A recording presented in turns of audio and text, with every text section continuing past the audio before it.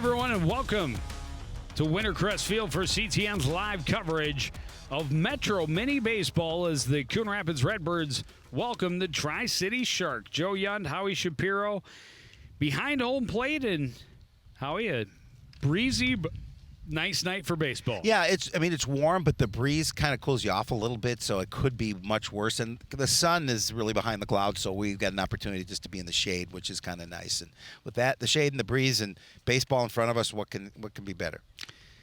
I have been to the ballpark a lot this week. Every day? Every day this week, and it has been most enjoyable. I will say, quite an interesting phenomenon that occurred here late in the innings last night that we'll see if it repeats itself tonight. Because I'm sure we'll still be going until those lights take full effect here at Wintercrest Park. Joe Lewis ready to get the start for the Redbirds against the Tri-City Shark. Well, Joe comes in with a 2-1 record. Save on his season, a 1.29 earned run average. So it's he's had a nice year so far for the Redbirds. He's faced 58 batters, given up only 7 hits, 4 runs, 2 of them earned. And he's walked 7 and struck out 14 in 14 innings. Redbirds don't have the normal numbers they're used to, and a pretty young squad on the field. They've got 3 guys that graduated 2019 in the infield, and Kirby Peary at catcher, Jackson Bates at short, and Nick Lockinen at first. Yeah, they play a number of games, obviously, and they're playing a game on Sunday night against the Minneapolis Millers where Coach Bright said, yeah, we'll be kind of understaffed for that game as well. But nice night, nice view right there. Going to get ready to start here. Nickel and Indelkoffer have been such a big part of the offense and defense for this squad, neither in the lineup here tonight. And Aaron Lindstrom as well, out of the lineup, although he did play against Anoka, I saw. And the Redbirds trying to bounce back from a 2-game slide after a pretty solid win streak. And trying to get things turned around here. Center fielder for the Shark, Brian Pearson, will lead things off against Joe Lewis. Takes a pitch up and away, 1-0. Yeah, this is, as we talked about, the Tri-City coming in at 7-5-1, and they've flirted in the top 10 in Class A here so far this season.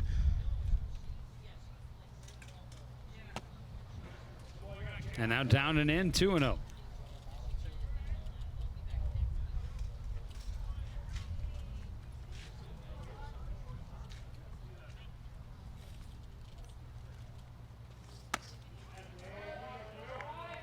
And now Pearson way out front with a 3-0 count.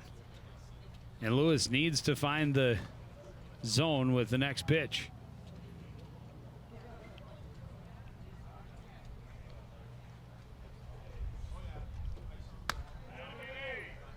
Just high, ball 4. That didn't miss by much. In fact, Coach Bright thought that one was a strike.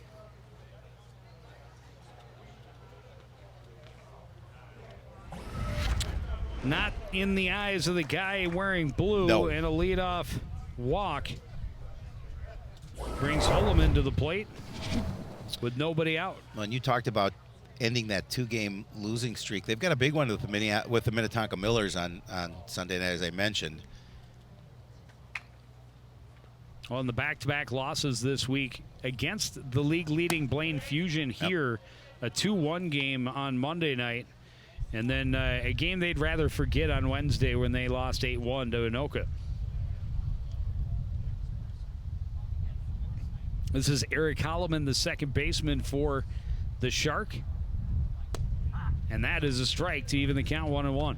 Yeah, the Millers, Minnetonka Millers, the only defeat of the year is to the hands of the Redbirds. So they'll be looking for revenge on Sunday evening. That should be a good one.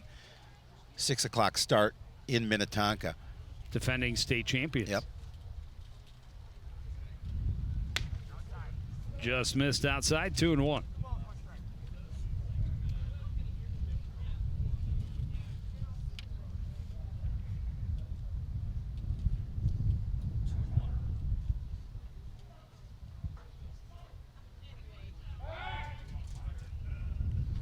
Check out Pearson. He's back in plenty of time.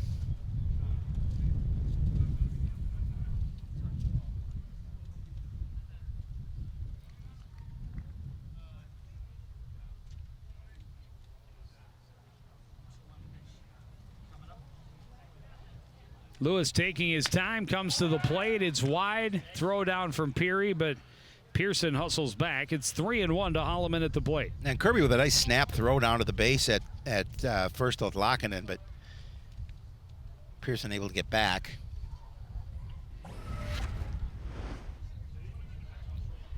No hesitation there as it snapped down to first base and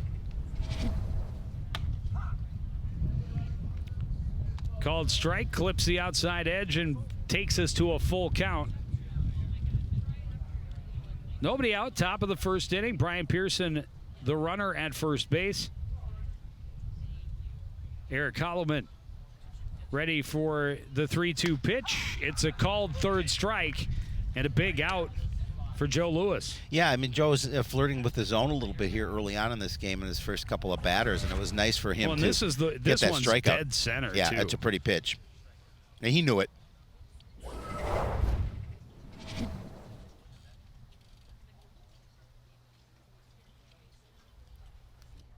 And now the first base minder, Kyle Halverson.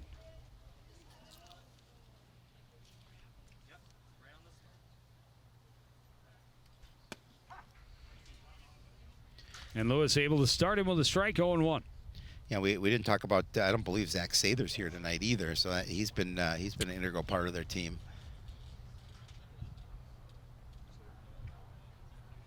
As we always say, when guys are out, what happens? Next guy steps Opportunity. up. Yep. Next guy up, 1-1.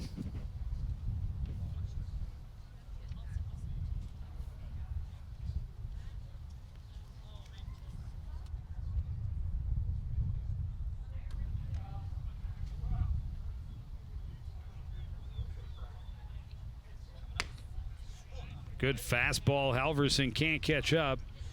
And Lewis ahead in the count 1-2. Now this is obviously where you want to be as a pitcher, and he has an opportunity here. This would be a great opportunity if he can fool him on something, get the strikeout, get that second out of the inning after giving up the leadoff walk.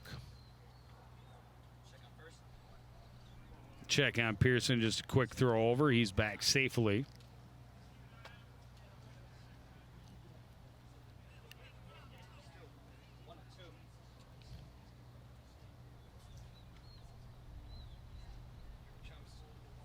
Another fastball, a swinging strikeout this time, and after a 4-pitch walk, back-to-back strikeouts for Lewis. And now Nathan Brandecker will come up with 2 out and a runner at first. He didn't have to fool him with anything. He just threw the heat by him. Brandecker, the DH, big kid. Imagine if he gets the ball square, he can do some damage. Kirby little sand in the eye. Yep. Dust swirling.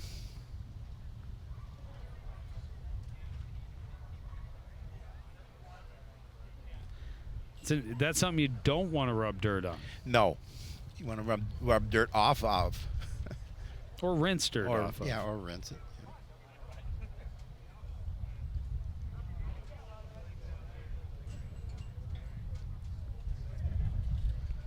He's back behind the plate, ready, and Brandecker will dig in to face Joe Lewis with Pearson still at first.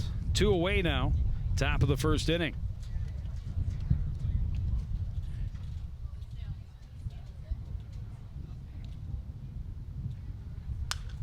Fastball popped back out of play.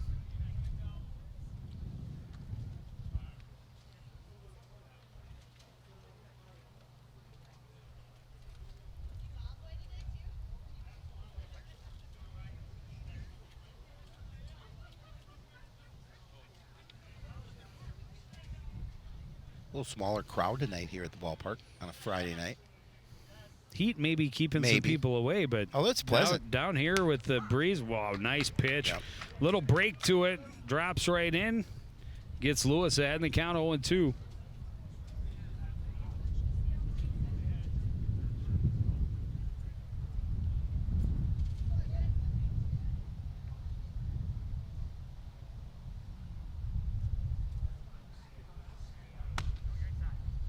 Just barely inside. It's a tough one to take for Brandecker, but yeah, really. I mean, it really is that pitch coming inside, and really, I mean, he looked like he was going to hold up the entire time, but with 2 strikes, you have to be careful on something like that because you have to protect the plate.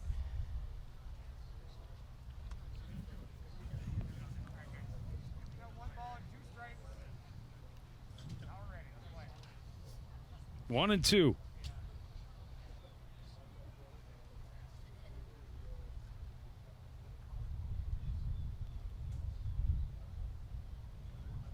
Fastball, foul and out of play. We'll try it again.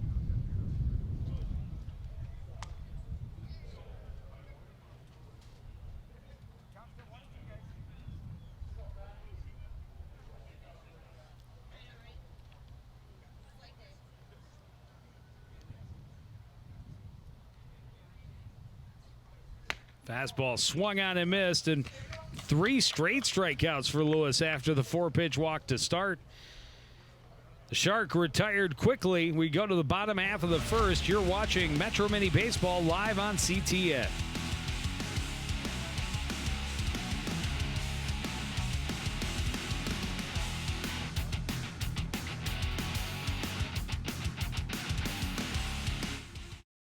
Winston, nice hands, drives and scores.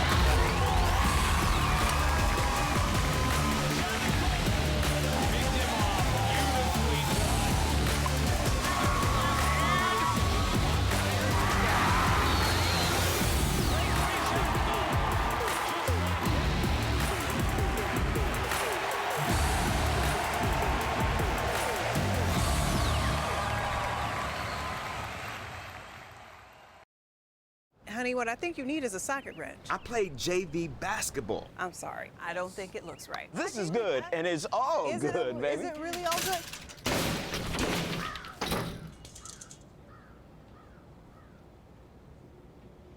If you love me enough to routinely test your handyman skills, not to mention the strength of your marriage, then of course you'll visit nhtsa.gov/the-right-seat to make sure I'm in the right car seat. I'm gonna call my dad.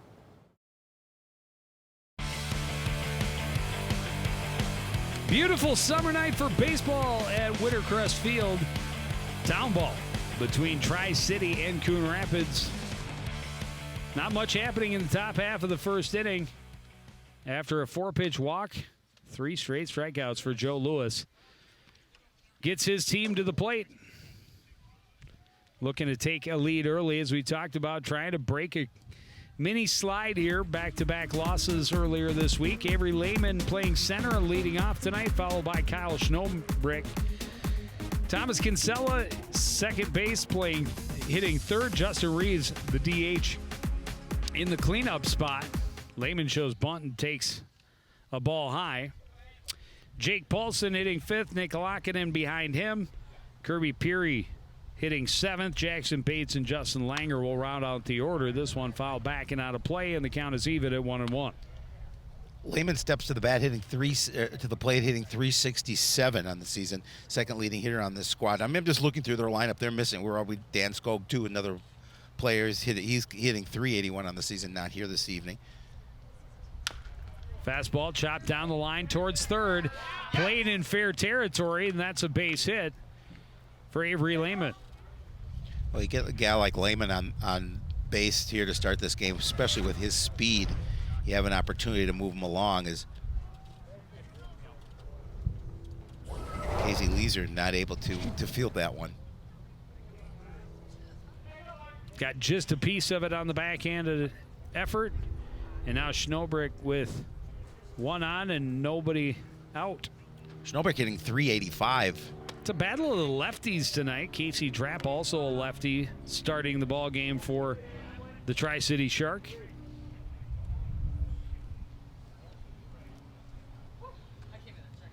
I mean, you've got 3 of your leading RBI, your top 3 leading RBI producers for the season are not in here today. So I mean, you're losing some offense here.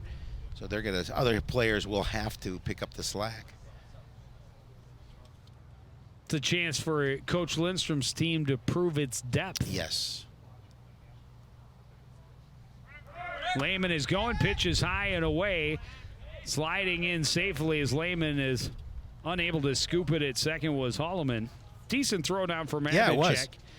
But just not able to apply the tag, and even if he catches it and makes a good sweep, I think Lehman beats it. He got a nice jump as well. But more importantly now, 3-0 to Schnobrick. It would have been close if the throw would have been right there, but I think he would have beaten it.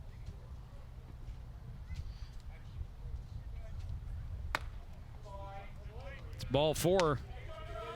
And 2 on, nobody out.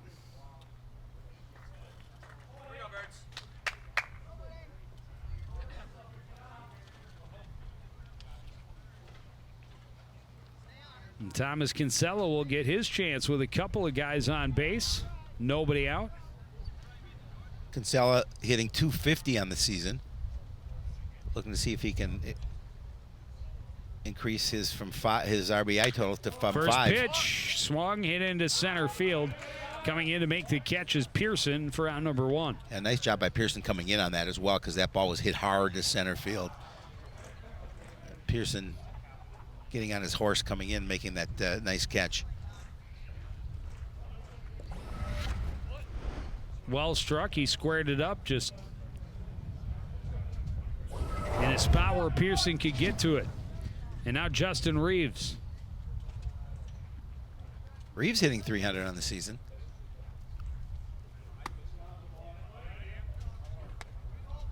Outside, 1-0.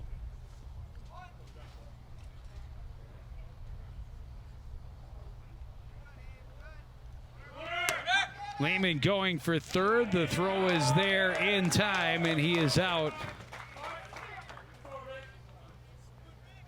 Now the Birds being aggressive on the base path. That time came back to bite him. It's a nice throw from Radicek down to the base at third, and Leeser easily tags him out. Well, he slowed up rather than sliding. Reeves' big swinging strike evens the count at 1-1. Yeah, I'm just thinking maybe he thought that that throw wasn't going to come down, and that the way is to make the play as close as it was.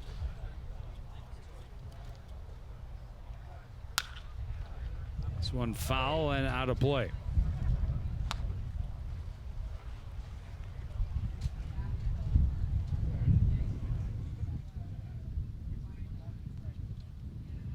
One and 2, it will stay.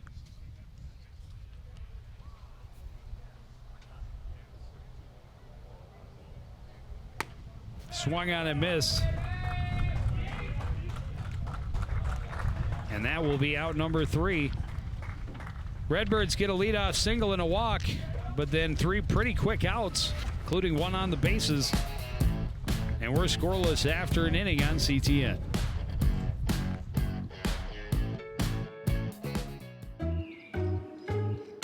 After quarantine, everyone's bound to look a little different. Some people gained a little weight, others lost some. Some had longer hair or new beard. With Joe and Howie, it was a little different. Don't get me wrong, they acted like the same old Joe and Howie. What they came back with, a different energy. But something was off. Hello, everyone, and welcome to Sports Night. I'm Joe Young. And I'm Howie Shapiro, and it really was.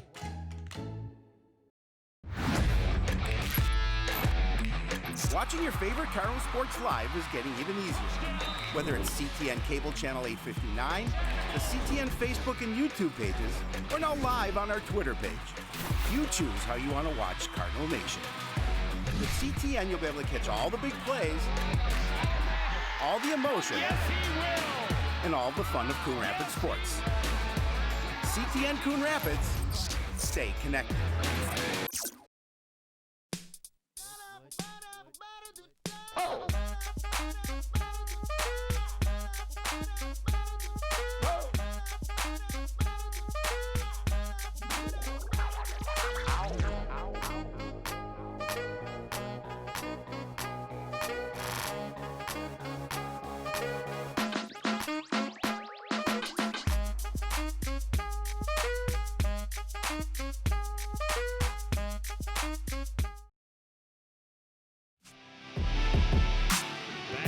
Faircrest Field.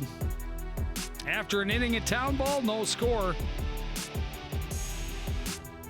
Coon Rapids did get one hit in the bottom half of the inning. But other than that, the score sheet is clean. Tim Eifert, Eric Radicek, and Ben Palmer, the scheduled hitters for Tri-City here in the second. I'll give the Shark credit. They got out of that inning after giving up that leadoff single in the walk. And a nice throwdown from Radicek. Joe Lewis, after a leadoff walk on 4 pitches, has been pretty strong against these Shark hitters. 3 straight strikeouts. And he comes out throwing bullets here in the second, now evening the count 1-1 to right fielder Tim Eifert.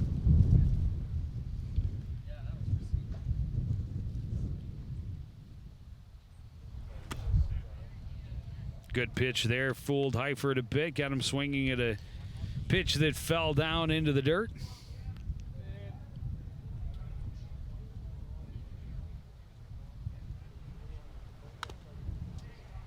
Able to get a piece of that, keeps himself alive, but it's 1-2. And he comes back with a nice fastball there to get that second strike here to him.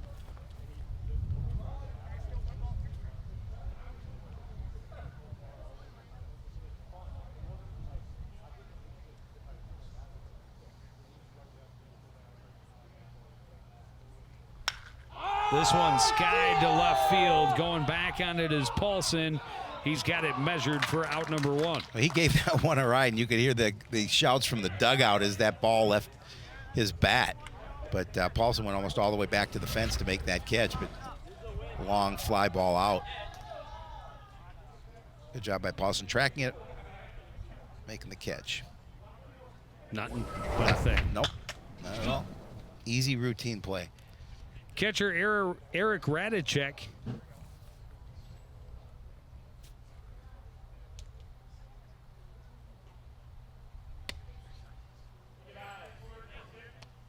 Takes a pitch inside, 1-0.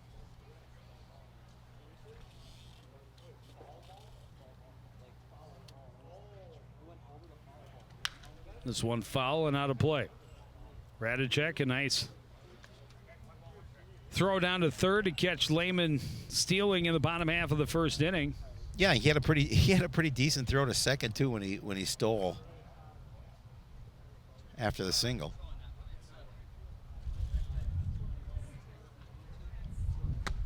Fastball past him, 1-2.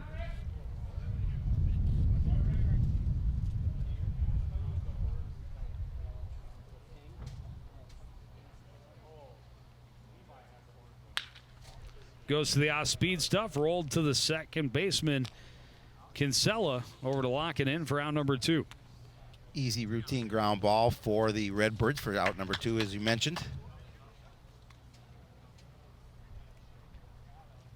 And Lewis has done a nice job of just keeping his pitches for the most part down in the zone. If hasn't gotten the strikeout, got that long fly ball, but nice ground out there.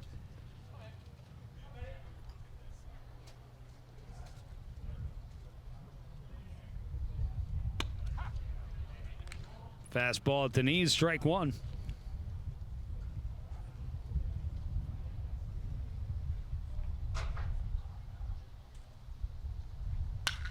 This one hit on a line over the head of Bates. It's short. A 2-out single for Ben Palmer. That's a solid base wrap by Palmer. So he's able to find the green in the outfield. First hit of the game for the Shark. Brings up left fielder Jack Kraler. See if that's the spark that starts a rally. At the bottom of the order for Tri-City. Swung on and missed, 0-1.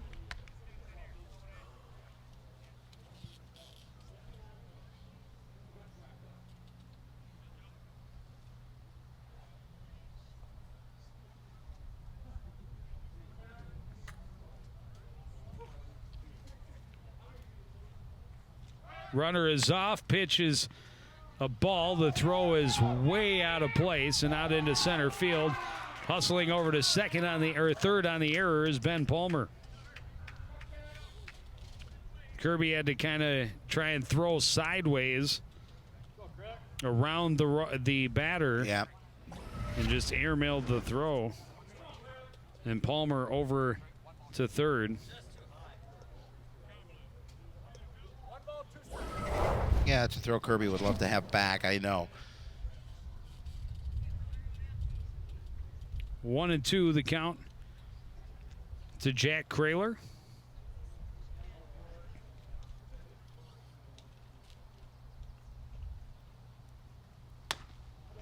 Up high, 2-2.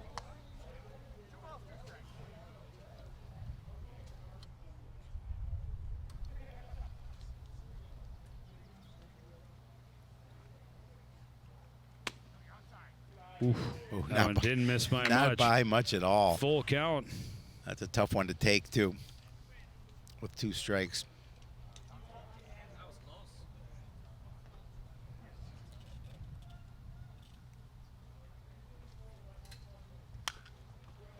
This is one poke foul and out of play.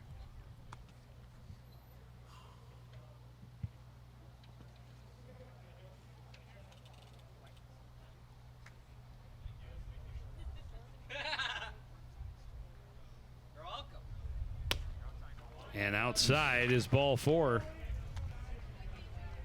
Second walk of the ball game for Joe Louis. On the Shark trying to get something going with 2 away here in the top half of the second. Trying to get something productive out of this inning without keeping a goose egg on the scoreboard.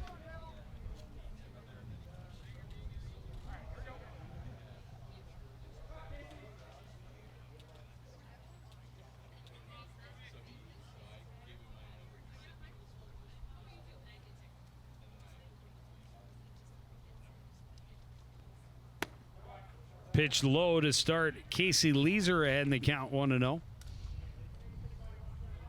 Leeser, the number 9 hitter for the Shark. Runners at the corners with 2 out.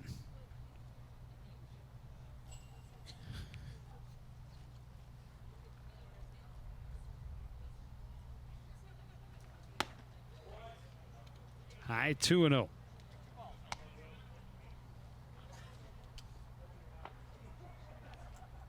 Well, Lewis just wants to get out of this inning without any damage.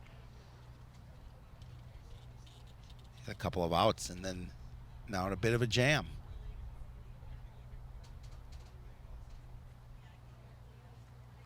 This one hit back, bounces away from Lewis, and that's going to fall where nobody can get to it, so that's going to be an RBI single for Casey Leeser. Yeah, not much Joe Louis could do about that as it went off him and died a little bit in that infield grass. Neither one of the infielders obviously could make a play on the ball. And the Shark draw first blood.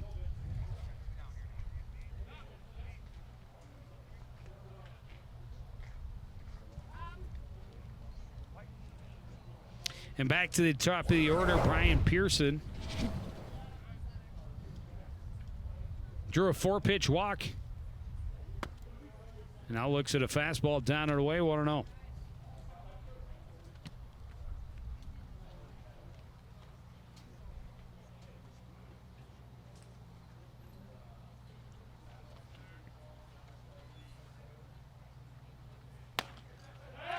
Peary throws down to first. He got him for out number 3.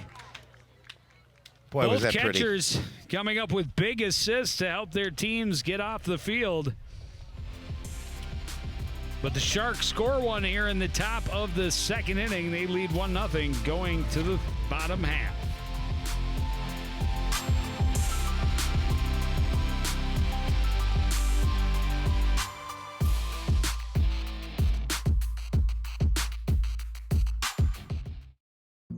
Jason, let's go see your room.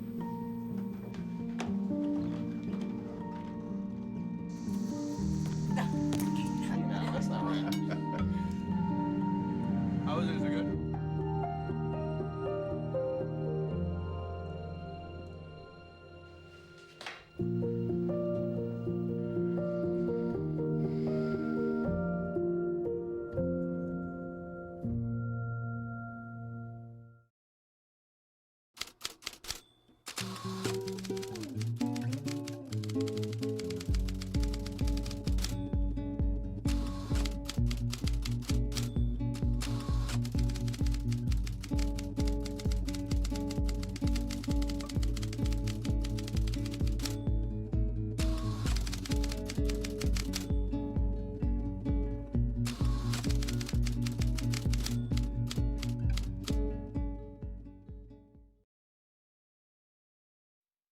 So, I just moved in with this family, and it's embarrassing.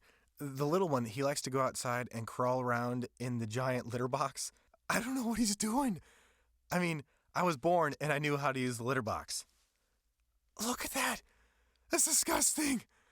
Oh, poop already. You're making me nervous. Oh, okay, I can't look at this anymore. I really hope he grows out of this, for his sake.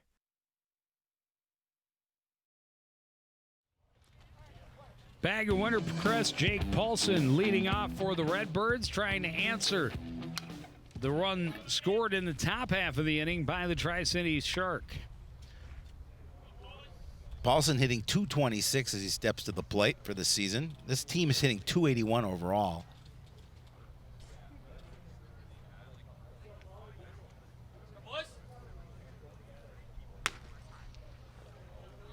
Just high, 1-1.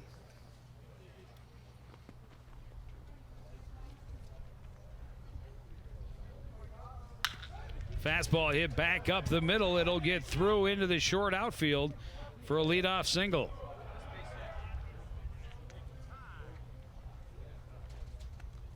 Well, the Redbirds started their last inning with a leadoff single.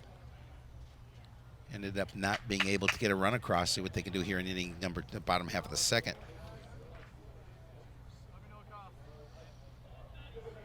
Nick Lockinen will come to the plate. He's looking for his first hit of the season.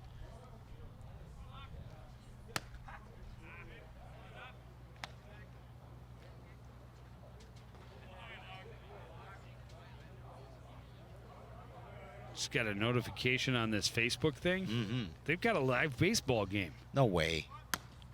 Where? On CTN. Oh my Coon God. Rapids. Is that where Joe Young announces? Yeah, there's some guy, but there's this other guy. The other guy. 1-1 now to Lackinen. And the pitch is low, 2-1.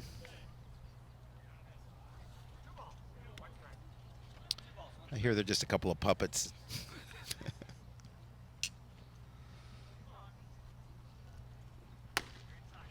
Inside now, and it's 3-1. And that's how Coon Rapids started the bottom half of the first with a single and a walk, but then unable to get the runners forward. It's ball 4 up high. It's 2 on with nobody out. And Kirby Perry comes to the plate. Great throw down to first by Perry to end the top half of the second. Let's see if he makes a nice play in the field. Let's see if he can get a base hit here. Hitting 154 as he steps to the plate.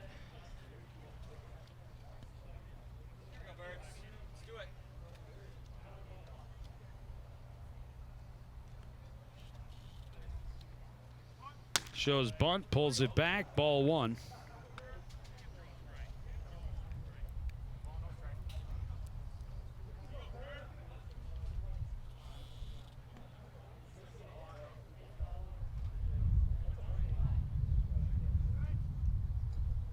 Shows bunt again, takes it back, takes another ball, 2-0.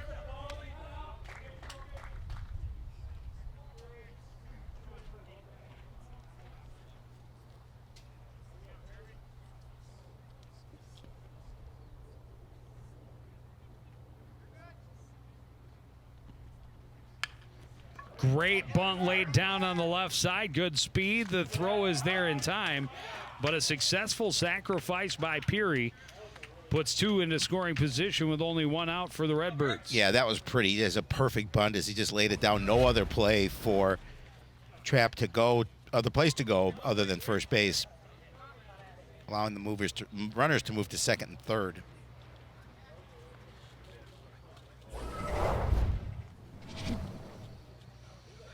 And now Jackson Bates hoping to push at least 1 across here with 1 out.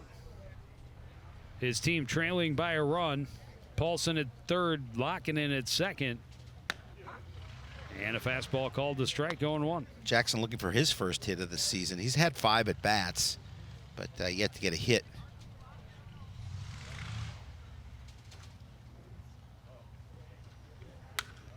Off speed, fouled, out of play, 0-2.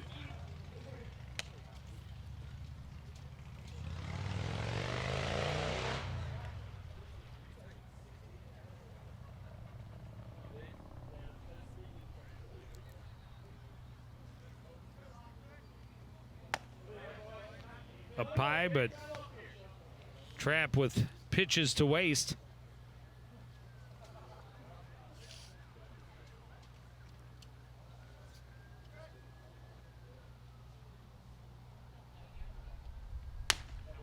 And now outside evens the count.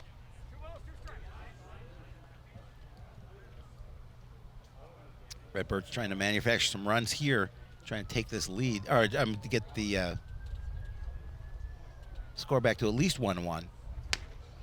Swung on and missed. Strikeout for out number 2. Second strikeout of the game for Casey Trapp. And that's a big strikeout for Trapp. Now you get 2 outs and see if you can just be concerned about that hitter at the plate and Justin Langer. Langer also looking for his first hit of the season. Coming a great time right here. Our first time seeing Justin as a position player. Yep. We've seen him pitch a couple of times.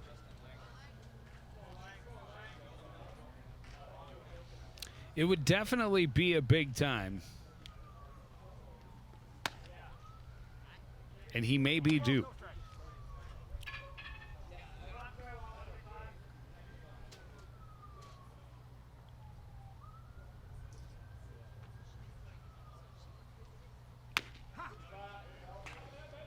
Trapp able to come back inside at the knees and get a strike, 2-1.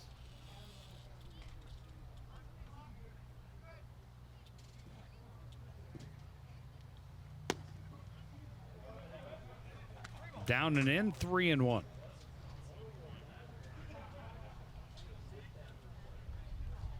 Well, Trapp in danger of loading him up with 2 outs. And that's exactly what he does. And Coon Rapids back to the top of the order for Avery Lehman. Yeah, and again, a dangerous hitter at the plate for the Redbirds. Talked about Lehman was hitting .367, but he got a single in his first at bat. Base is full of birds with 2 out.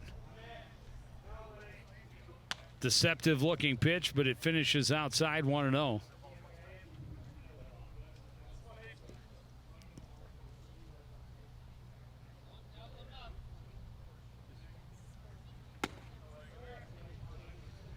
Fastball down and in, it's 2-0.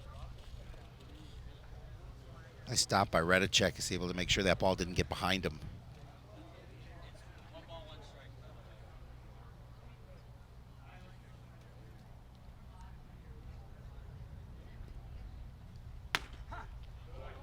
Called strike, 2-1. Or 1-2. One of the two. This one hit back up the middle, slow roller, scooped by Palmer, who tags the bag at second to end the threat. Coon Rapids able to get guys on base, but Tri-City has the 1-0 lead as we head to the 3rd inning. You're watching Town Ball live on CTN.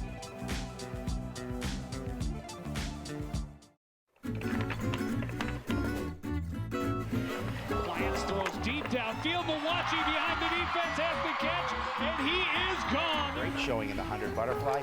She can't quite catch the leader. And it's hard to throw you for a loop. No, not when it comes to swimming.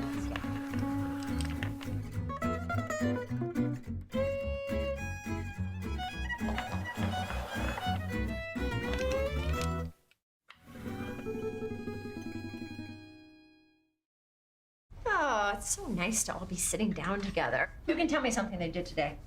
I drew a horsey. Good for you, son. I started smoking.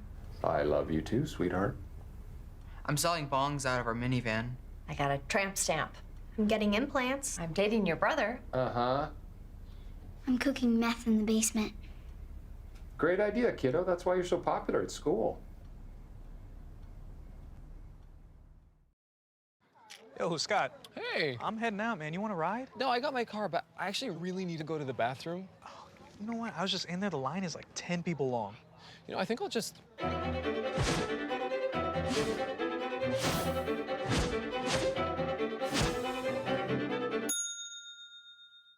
Dude, are you okay? You wouldn't believe what I was just thinking. I am definitely buzzed. Yeah. I think I will take this, and I will take that ride home. Smart man. Did you see how that dog was looking at me?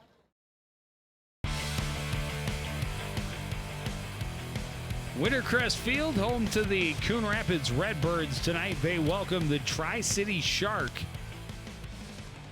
Early going, Tri-City scrapping a run across in the top half of the second inning, have a 1-0 lead. On the Redbirds started both their innings off with a single and a walk, but couldn't produce any runs from it.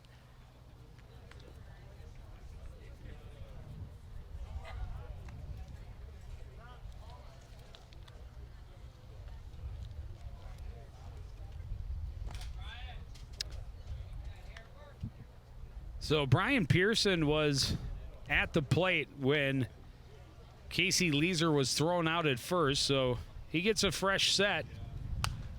Fouls back the first offering from Lewis, out of play, 0-1.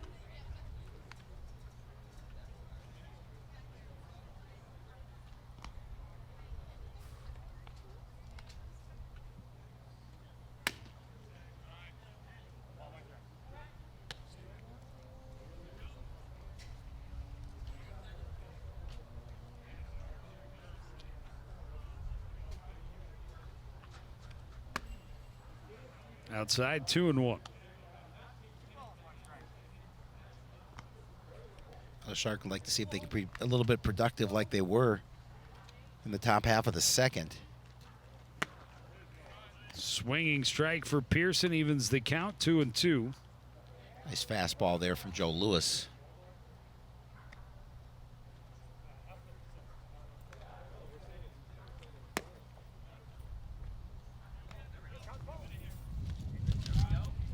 Count is full, 3-2.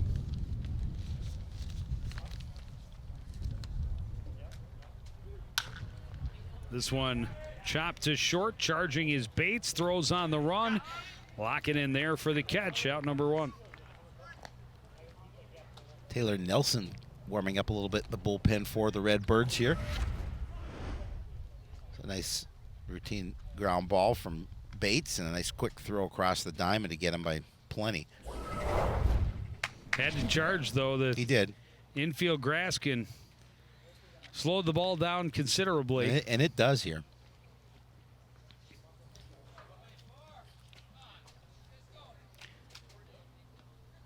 Eric Holloman, the first of 3 straight strikeout victims for Lewis in the first inning. Big, healthy cut at the first pitch. But it comes up empty, 0-1.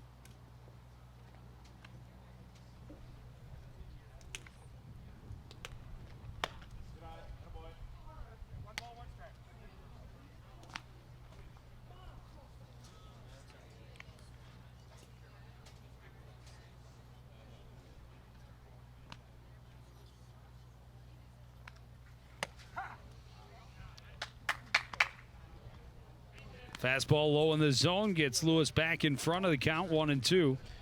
And again, I think that's how he got him to strike out with that same pitch at his first at bat. Goes to the curveball and gets the swinging third strike. 4th strike out of the game for Lewis, 2nd for Holloman.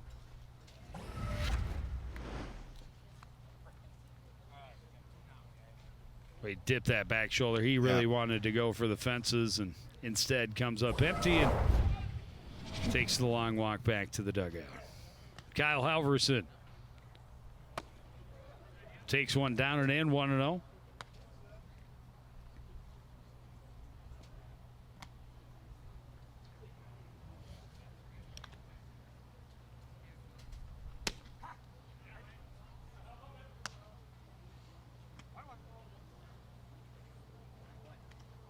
Lewis working quickly.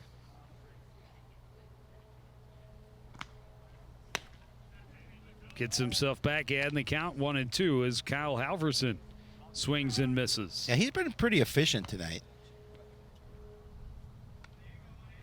He started off with that walk, but he's, for the most part, settled down in terms of location.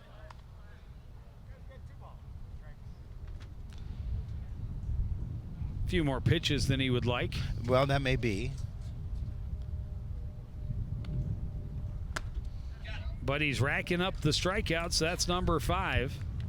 Likes this part of the Shark lineup, apparently. And that is 3 straight outs for the Sharks in the top of the 3rd inning. Still, they lead the Redbirds 1-0 on CTN.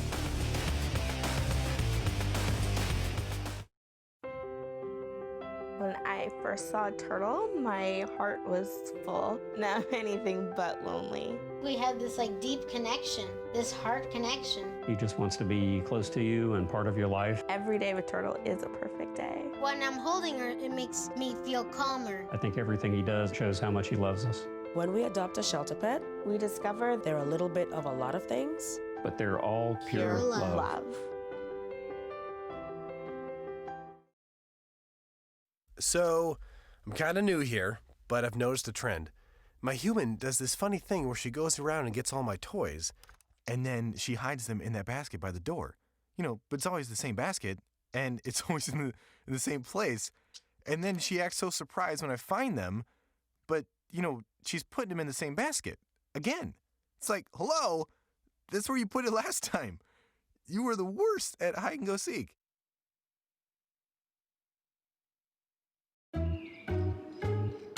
After quarantine, everyone's bound to look a little different. Some people gained a little weight, others lost some. Some had longer hair or new beard. With Joe and Howie, it was a little different. Don't get me wrong, they acted like the same old Joe and Howie. What they came back with, a different energy. But something was off. Hello, everyone, and welcome to Sports Night. I'm Joe Young. And I'm Howie Shapiro, and it really was. Kyle Schnobrick leading off the 3rd inning for the home team. Shows bunt, takes a strike, 0-1.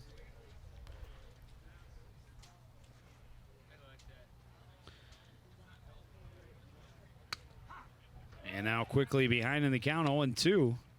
Well, the Redbirds don't have a run yet, but it's not for lack of runners on base here. They've had runners on base in both their innings, just not able to produce. Left him full in the 2nd.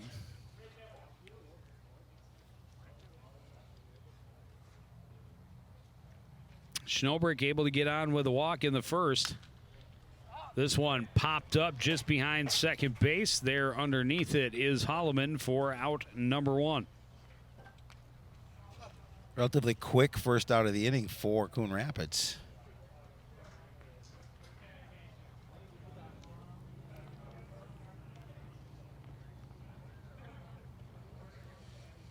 Thomas Kinsella, pretty decently hit ball in his first at bat, but right at center fielder Pearson. This one, again, comes out swinging out ahead of it a little bit and grounds it foul.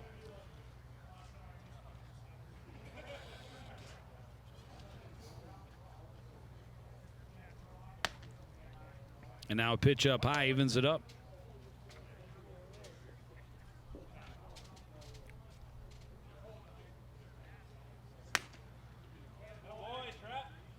A little late on the swing. And Trapp ahead in the count, 1-2. Has some heat on that pitch by Trapp to get that second strike. Tried to tempt him with a pitch that fell out of the zone, and Kinsella able to check the swing. It's 2-2. Fastball fouled back. We'll try it again.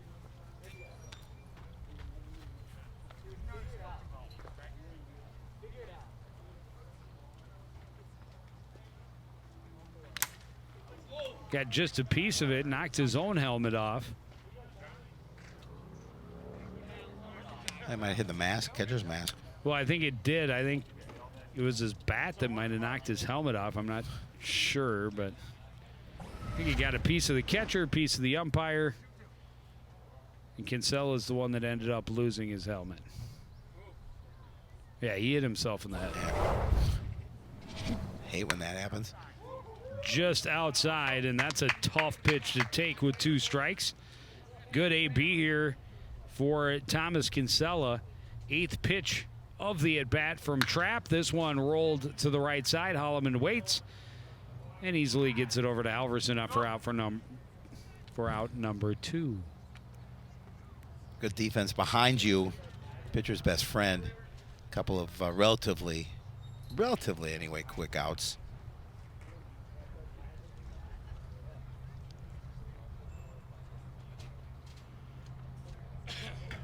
Justin Reeves went down swinging back in the first inning. Takes a pitch outside, 1-0.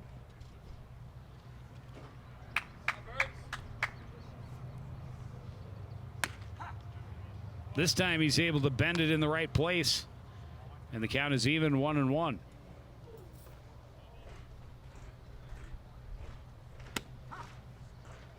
Fastball at the knees gets Trapp a strike away from matching 1, 2, 3 innings.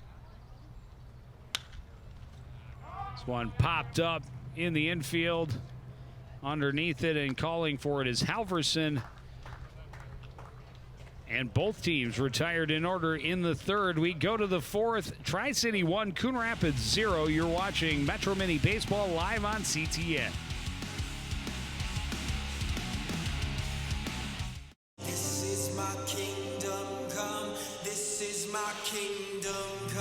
Hi, I'm Ryan Nagasu, 2010 Olympian and bronze medal winner of the 2014 U.S. Championships.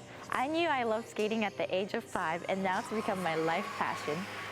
Find your skating passion at the Coon Rapids Ice Center. Classes are available all year round. It could be the place where your skating dreams come true. See you on ice.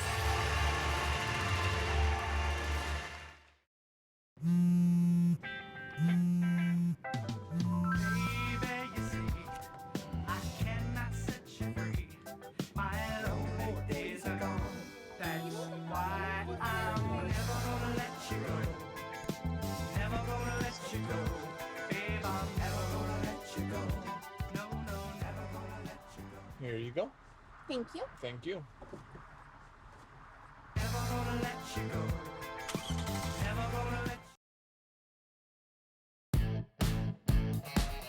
Back at Wintercrest Field.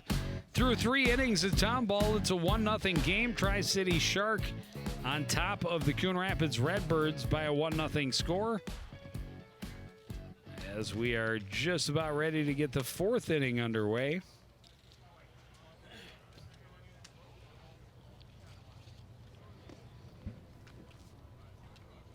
Hey, there we are. Hey. Hi. Hey, everybody.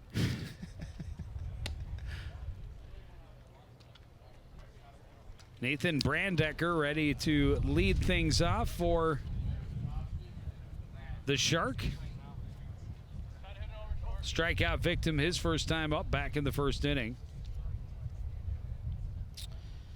We talked about we saw Taylor Nelson warming up in the bullpen last inning for the Redbirds, and I've seen Joe Lewis kind of stretch that arm and back between pitches. I'm not sure if he's having any discomfort or not. Well, his pitch count a little bit high, 57 pitches through 3. But when he's throwing it right, the Shark having a tough time catching up.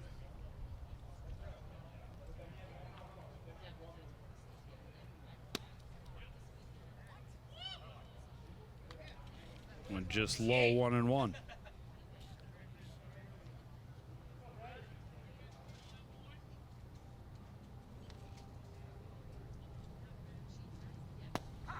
Fastball in there for a strike. And Lewis ahead in the count 1-2.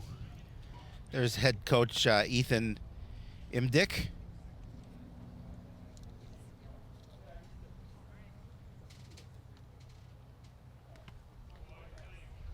Pitch in the dirt, knocked down by Peary. Nobody on base, so no concern, but it's 2-2. I reached out to Coach earlier today and got a number, and he's actually sent me a text later. His air conditioning was out. It's not a good day for that. No, and it's out till Wednesday. I feel for him. Big swinging strike 3. And so the 2, 3, 4 hitters for the Tri-City Shark, a combined 0 for 6 with 6 strikeouts in their first 2 trips through the order. A nice pitch there. It's the part of the order you expect the pitcher to really struggle with. He's not. And Joe Lewis has just fanned the meat of the order the first time, 2 times through for the Shark. And now Tim Heifert. Fly ball to left field first time up. Best hit ball of the game for either team. But caught near the warning track. He gave it a ride. By Paulson.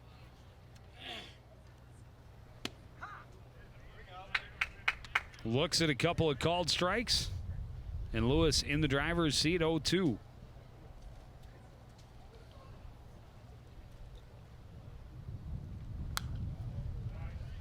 Able to foul this one back, keeps himself alive.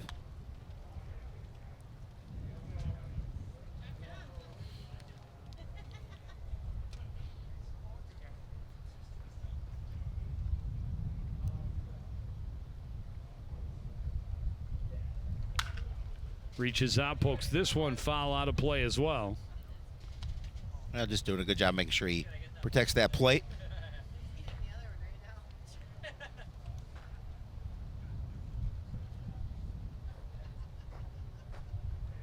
Try again at 0-2. Throws it in the dirt, 1-2.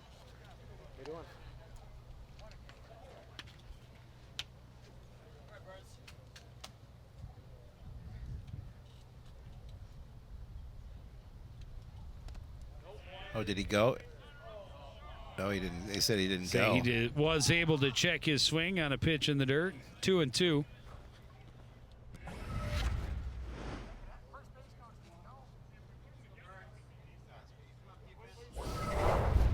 can look down, ask the first base coach for a ruling, but I don't think the first base coach is going to ring his own guy up. 2-2. Another chance for Heifert. Ripped foul. See, that's a perfect case. He could come over and look at the replay and say, oh, yeah, maybe he went. Did he go? Did he not? We'd show it to him. Heifert getting his money's worth for this at bat. 3 2-strike fouls. A 2-2 count again. And a beautiful pitch falling through the zone for a called third strike.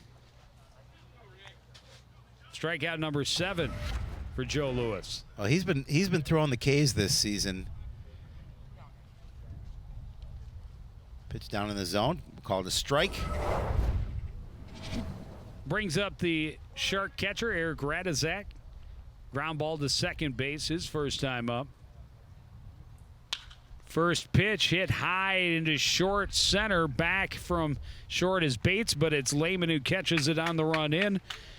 And another 1-2-3 inning for Lewis and the Redbirds. We go to the bottom of the 4th. It's Tri-City 1, Coon Rapids 0 on CTN.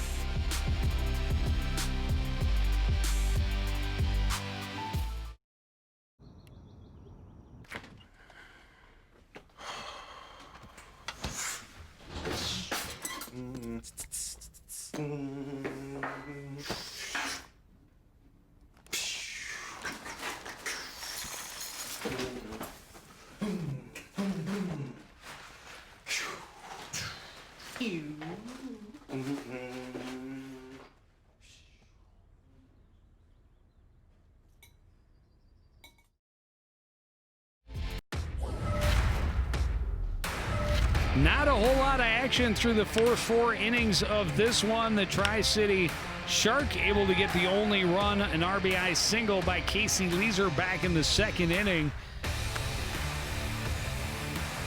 Pretty impressive performance thus far for Joe Lewis. He's got 7 strikeouts. Allowed just 2 hits, both in that 2nd inning. Yeah, just 2 hits for both squads. Coon Rapids able to put a couple of runners on in each of the first 2 innings, left the bases full in the second, but retired in order in the third. Needing to find a way to create some offense against Casey Trapp. It's a trap.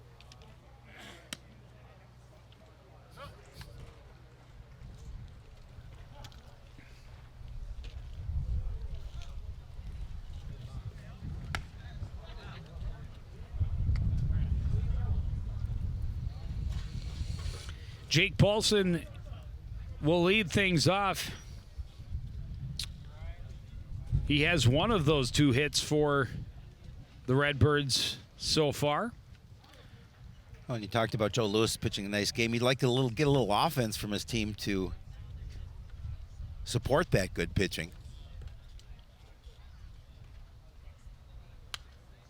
Paulson fouls back the first pitch from Trapp out of play, 0-1.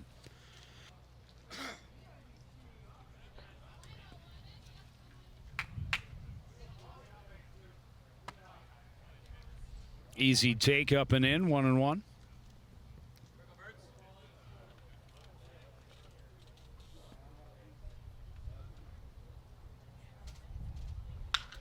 This one rolled through the infield grass. Palmer scoops, throws to Halverson for out number 1. Yeah, routine play for Ben Palmer. Get that relatively quick out here in the bottom of the 4th.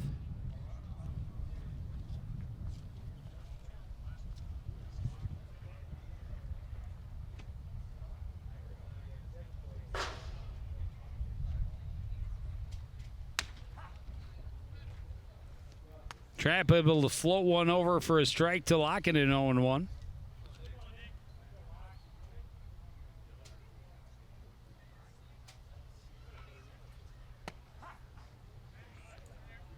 A little bit of a drop on that pitch right through the zone, 0-2.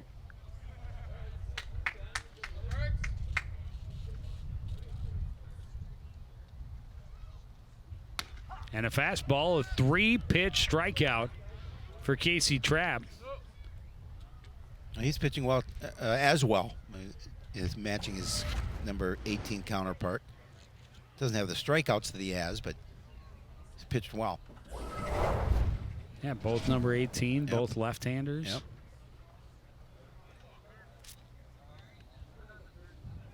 Kirby Peary, great sacrifice bunt in his first at bat. But now with 2 out and nobody on, looking to be the spark. Good movement on that pitch from Trapp, but just outside, 1-0.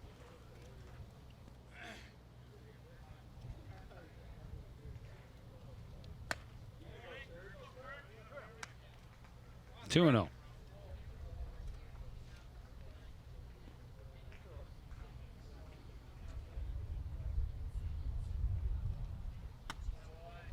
And now 3-0. After 3 straight strikes to lock it in. Way behind in the count to Peary.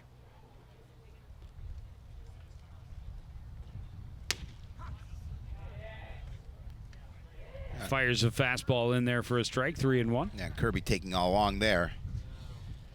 The Birds would like to try and keep this inning alive at the plate. Fouls it back out of play. The count is full.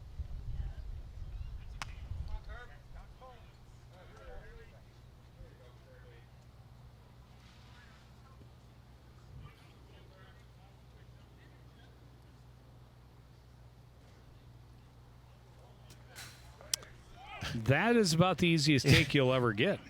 Not sure what happened there. Yeah, I got away from him a little bit. A big Trapp smile. Kind of shook it off, took a little walk, and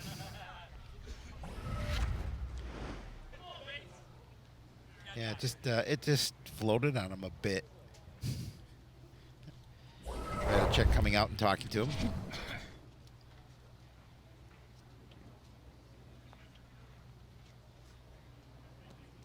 brings up Jackson Bates.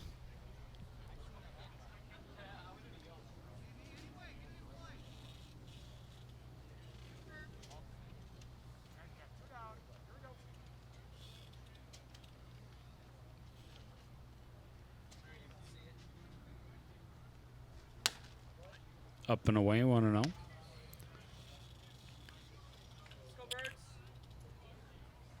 Bates struck out first time up. See if he can come through with a big timely hit with 2 out here in the bottom of the 4th inning. Another curveball that didn't curve much. Got Radicek out of his stance. 2-0.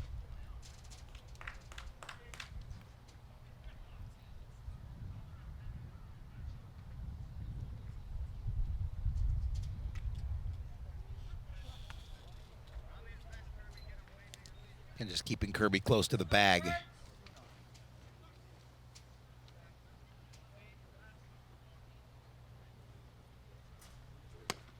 Fastball swung on a little late by Bates. 2-1.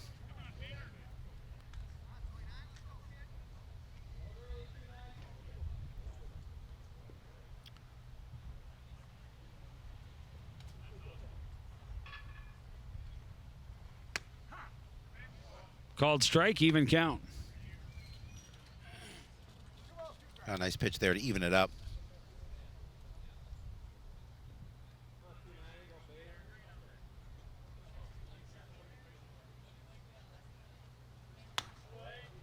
Outside, full count.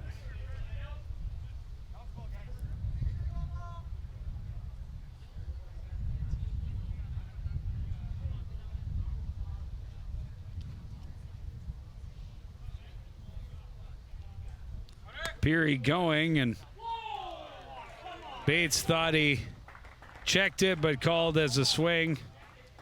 Pitch was outside or up high, but it's called strike 3.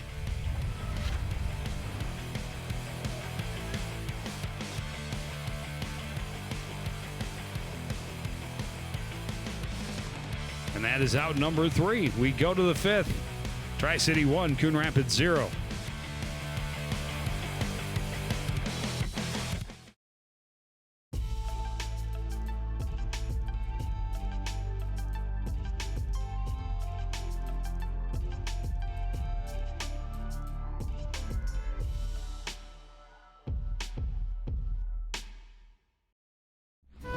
The award-winning community programming by CTN Coon Rapids is funded exclusively by cable subscribers. Without those subscribers, we would not exist.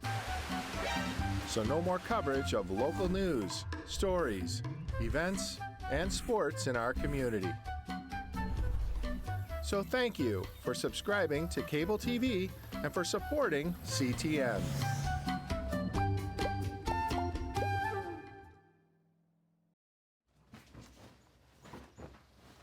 Hey!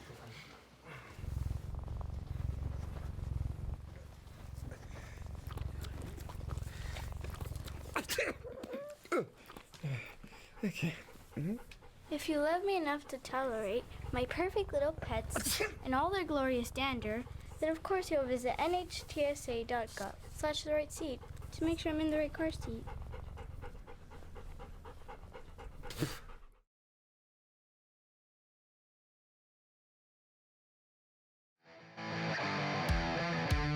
Back at the ballpark through 4 innings. Pretty similar story for both squads, except for Coon Rapids. The 1 is in the wrong column. Tri-City up 1-0. Coon Rapids the lone error so far. But get this at how equal they are. Obviously 2 hits apiece. Both pitchers through 4 innings, Casey Trapp has faced 2 more batters than Joe Lewis has through his 4, and he has thrown exactly 1 more pitch. That's crazy. 72 pitches to 71. It's pretty even up. Major League Baseball, if everything goes to plan, starts next week. I believe next Thursday there's a couple of games, and the Twins open up, I believe, against the Sox a week from tonight. When's hockey start? That's got to start up pretty August 1st. Yeah, there you go. I knew you'd know. Basketball as well. Glad about baseball, somewhat disappointed about the others. Yeah. Because it's going to affect the next season as well now. Correct. But that's a different topic for a different time. Now we're talking town ball. Inning number 5, Joe Lewis facing the bottom part of the Shark order. Ben Palmer singled and scored. Had a stolen base in there as well. Nice scoop by Peary.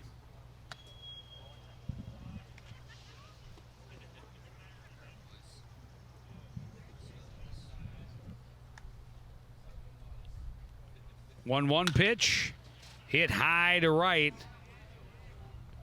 Over for it is Schnobrick. He's there for the out. Well, relatively quick out, start top of the 5th for the Redbirds in the field.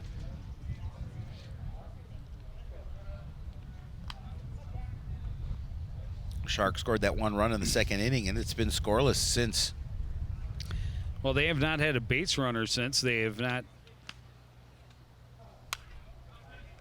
That inning ended with the throwdown from Peary to Laakkonen to get Casey Leeser off at first. And since then, 7 straight retired by Joe Lewis. And now it had the count 0-2 to Jack Kraler.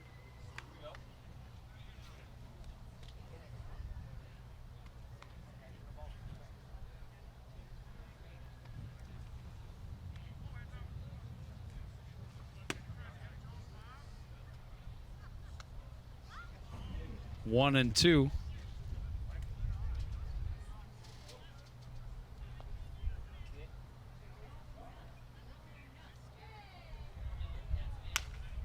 Reaches up, pokes that on a line to Jackson Bates, right where he was standing for out number 2. Yeah, he didn't have to move that far.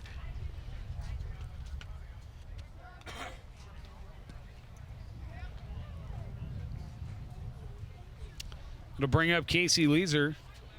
RBI single. First time up. Right down the line. Got past Langer at third.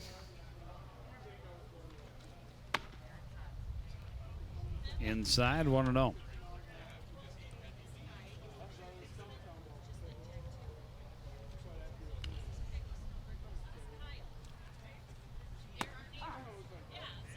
Called strike will even it up.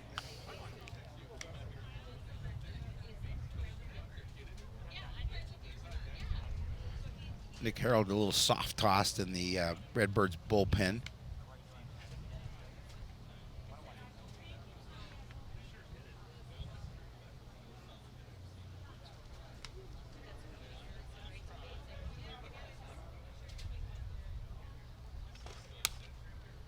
This one fouled down the line, and it'll be 1-2.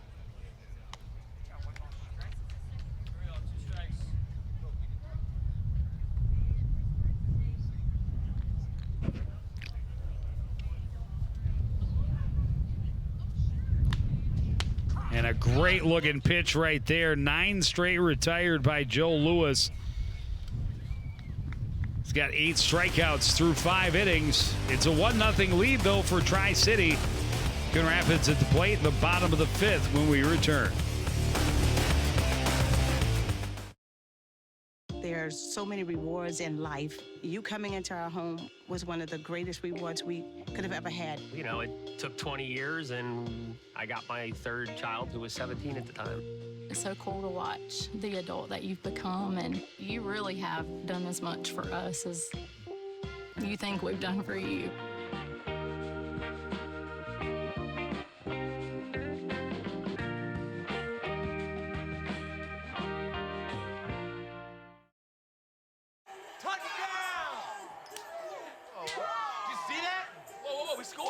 Score going to the playoffs. I can't believe I missed that. Every time I'm buzzed, I spend too much time on my phone. What? I should take your phone away. No. I'll call for a ride. Wait, why does my face look like that? I'm playing with these new face filters. Okay, you know what? Yep, that's mine. Kevin, I need that back. No. Kevin!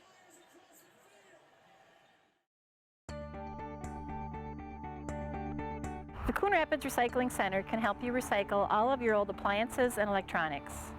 From your old refrigerator to washers and dryers, we can help you recycle your appliances and keep them out of the waste stream, which is required by state law. When it comes to electronics, some fees may apply. Check our website for more details. The Coon Rapids Recycling Center, helping you recycle even more.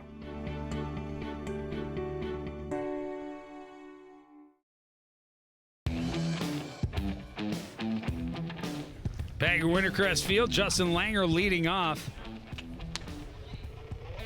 Casey Trapp starts him with a strike.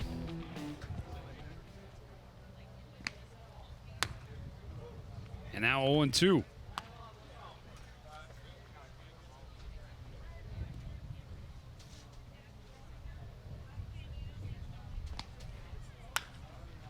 This one rolled to the right side, scooped up by Holloman, over to Halverson for out number 1.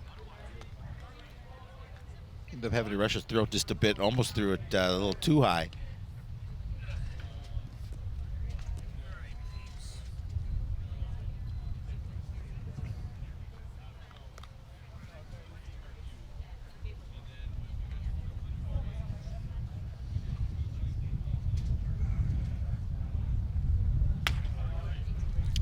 Back to the top of the order, Avery Lehman grounded into a fielder's choice to end the second inning.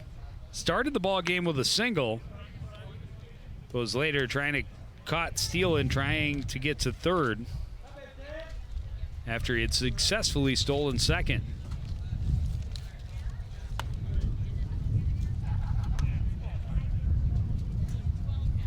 Two and one.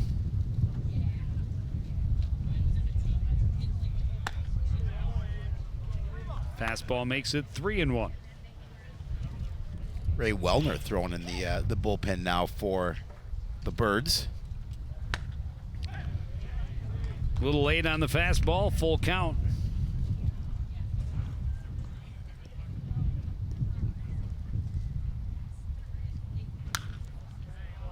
Foul and out of play.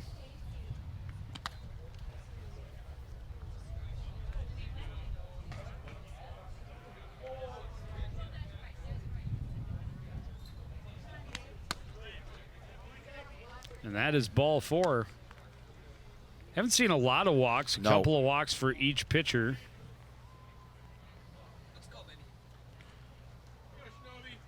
It's his 5th walk in 5 innings.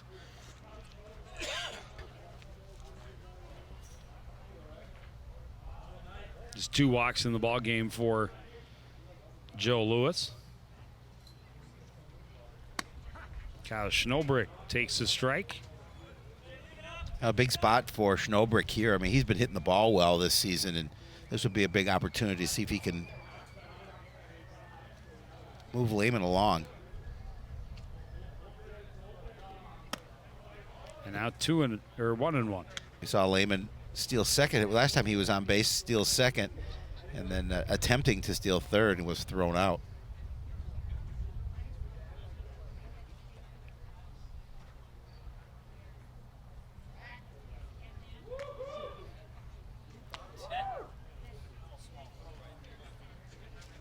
Not much of an attempt, but at least keeping him honest over there at first. And there he goes. Schnobrick fouls it back out of play, though. It's 1-2. Again, he got a nice jump off the pitch, and unfortunately the foul ball puts him back to first base.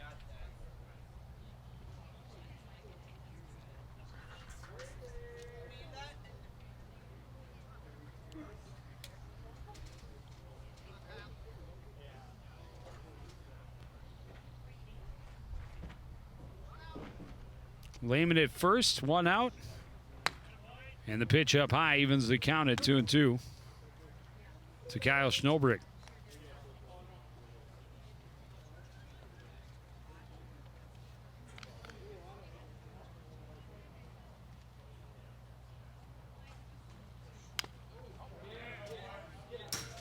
Deceptive little pitch, just got a piece of it. He'll stay alive at 2-2. Well, he wanted to make sure he did get a piece of that to keep his at bat alive with just 1 away and a runner on first.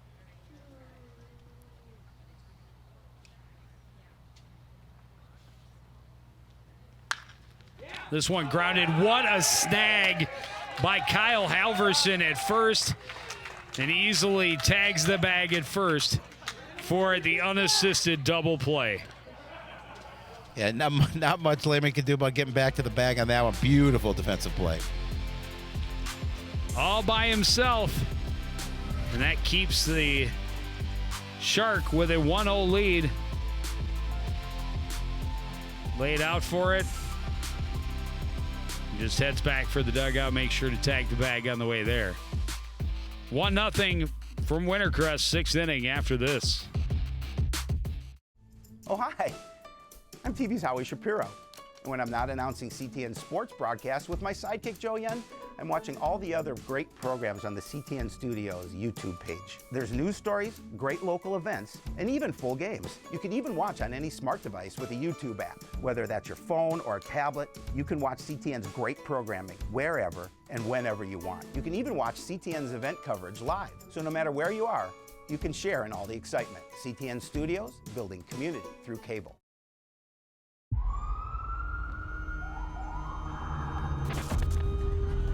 Opiates has taken everything and everyone I've ever loved away from me. Everything. I blew my ankle out and I got prescribed pain pills by my doctor.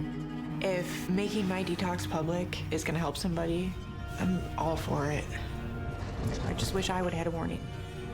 Opioid dependence can happen after just 5 days. Know the truth, spread the truth.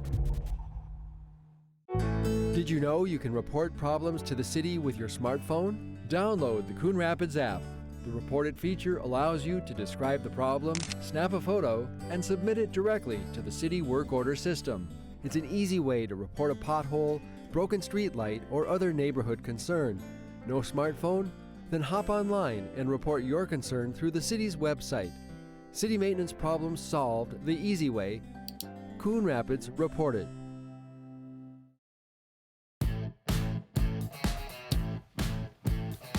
Coaches Jeff Lindstrom and the incomparable Don Bray.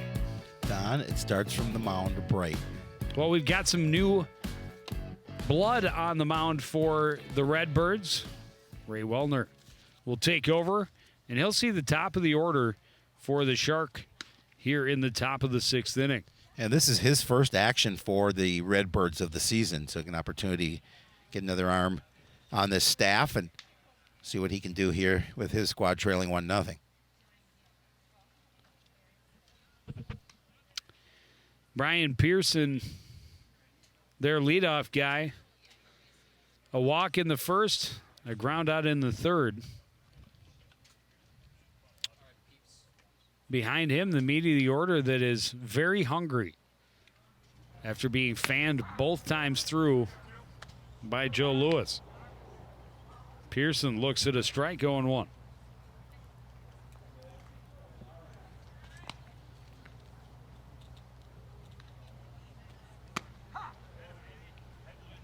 Game a little different look, same result, 0-2. Of course, Wellner pitched for the high school, Coon Rapids High School. What years? Trying to remember. Do you know? One of those years. Relatively recently, but I say that about guys like Aaron Lindstrom too. So my definition of relatively recently is within the last 20 years. Yeah. Well, that would be the case. Not that long ago.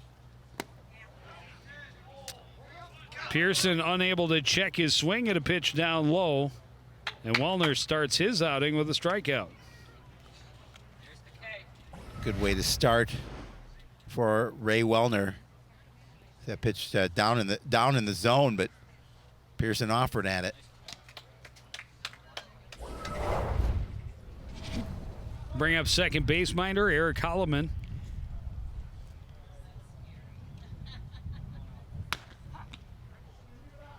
Looks at a letter high strike, 0-1.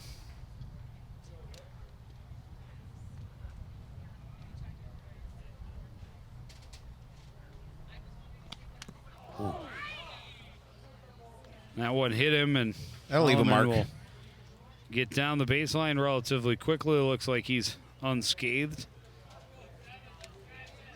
Might feel that a little bit in the morning. I would think. And the thigh. Mm-hmm.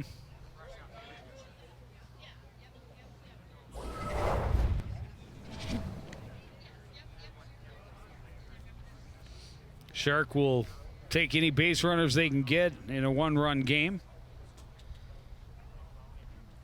And Holloman would do just about anything after 2 strikeouts to start the game just to get on base. He'll take it. Kyle Halverson also back-to-back strikeouts in his first 2 plate appearances. Pitches inside, 1-0. Taylor Nelson back warming up again in the bullpen for Coon Rapids. We saw him earlier. He was the first one to warm up originally. Getting some throws in. Wellner able to come back, find the zone, even the count 1-1.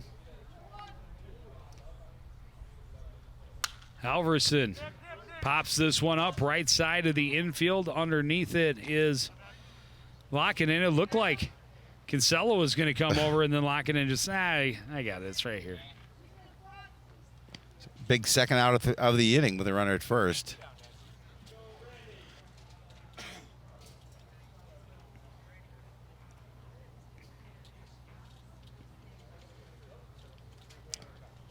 Nathan Brandecker, also a pair of strikeouts. Runner is off. Pitch is a called strike. Throw is there, and he is out by 4 steps. What a play. Kinsella came and cut off the baseline, and Kirby put it there well in front of the runner. And that is going to end the inning. We go to the bottom half of the 6th inning. Redbirds trailing the Shark 1-0.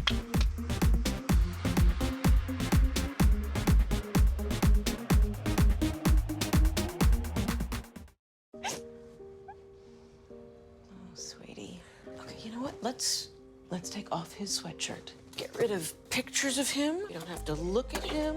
Goodbye, Dave. Mom, you don't understand. He's tagged in like 400 of my posts. I can cut out tags.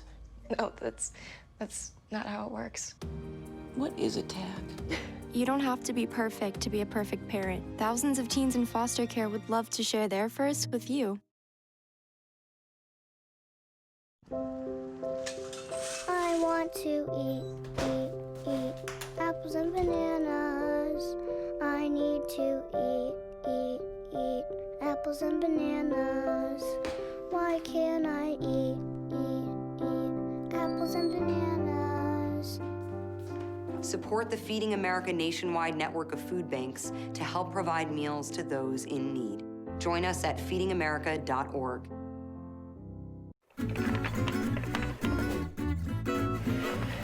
The county hopes construction of the overpass can start in March or April and be finished by the start of the new school year.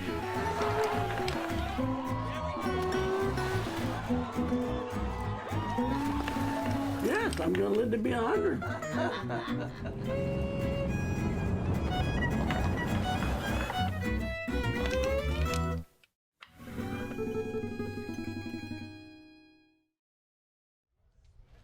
Redbirds need a spark. Not a lot of offense on either side of the ledger.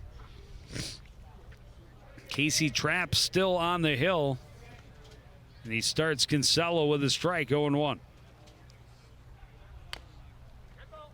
Little half swing, got a piece of it, 0-2.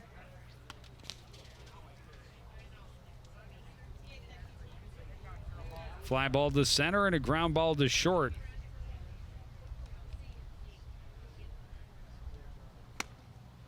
And a big swinging strike 3, a 3-pitch strikeout for Trapp to start the inning. Yeah, nice way for Casey's Trapp to start this one. Throws the high heat by him. 5th strikeout of the game for Trapp. Justin Reeves fouls back the first pitch, 0-1.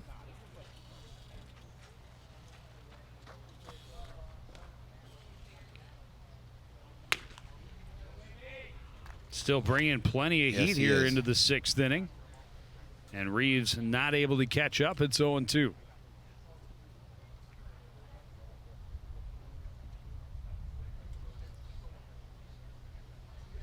Off-speed pitch. And it's 1-2.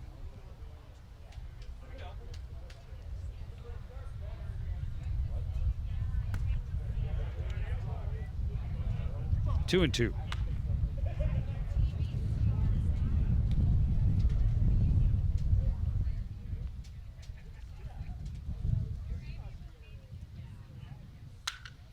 This one grounded hard off the glove of Holloman, who dove. That was hit sharply. One out single for Justin Reeves. A good piece of hitting by Reeves. He's able to get another base hit. This is the third of the night for the Redbirds. Holloman made a great effort, He did. got a piece of it. Even if he makes that stop, I don't know that he's got time to get back up and make a throw to first, but Jake Paulson now. First pitch, hit into right, and that is out number 2 as Heifert reels it in. Yeah, he jumped on that first pitch, but right to Heifert. Got a little work in the bullpen for the Sharks. The Shark, you mean? The Shark, I mean. Thank you. It's hard, isn't it? It is hard. Nick Lockinen, a walk and a strikeout. That's kind of like a walk and a strikeout. That was Tommy Auger. Auger. Is it? Oh, is that how you pronounce it? Okay. Auger. Auger. I like that better. This one hit, knocked down by Halverson, and Lockinen able to beat it out.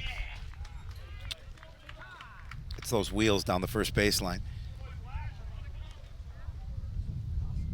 I'm surprised he knocked it down, then got back up and did not stay with the ball. Yeah. Instead, went to cover the bag rather than letting Trapp come over to cover. Oh, it did get further away from him than I thought.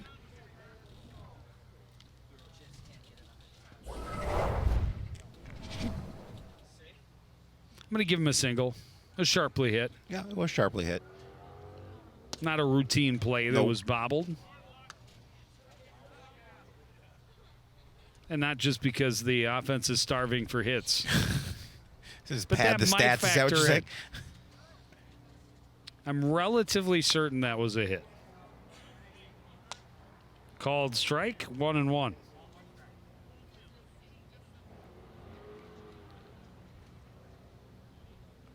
Two on, two out for Kirby Peary here in the bottom of the 6th inning. His team trailing by 1. Chops it on the left side. The throw from Leeser to Halverson in time to end the threat. And we go to the 7th. Tri-City leading Coon Rapids 1-0 on CTN.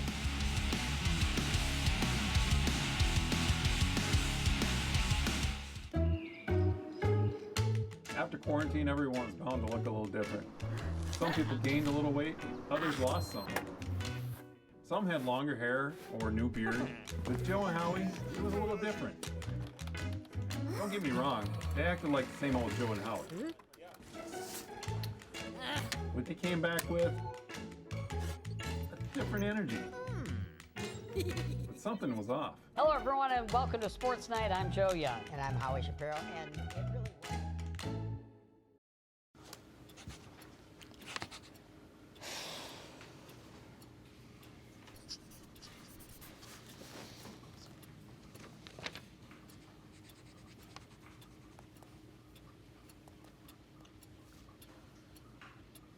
If you love them enough to relearn math so you can teach them math, then surely you'll check nhtsa.gov/the-right-seat to make sure they're correctly buckled in the back seat.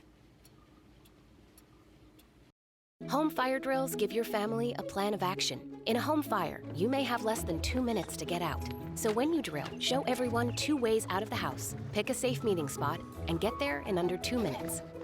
Then practice home fire drills at least twice a year. You can even make them fun. So everyone knows the sound and exactly what to do when they hear a smoke alarm.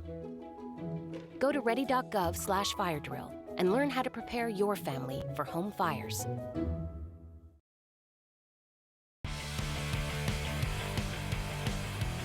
Tri-City Shark with a 1-0 lead over the Coon Rapids Redbirds as we start the 7th inning. Kirby Peary has thrown out runners on the bases twice to end innings in the first 6. Yeah, he's been defensive. He's been solid behind the plate. His defense is very important, obviously. That means Nathan Brandecker, who was at the plate, will start there in the 7th.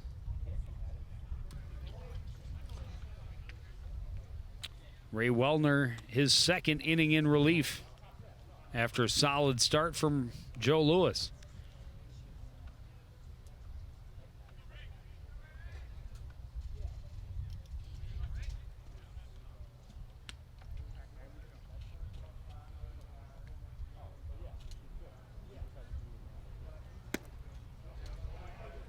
Pitch misses low, 1-0.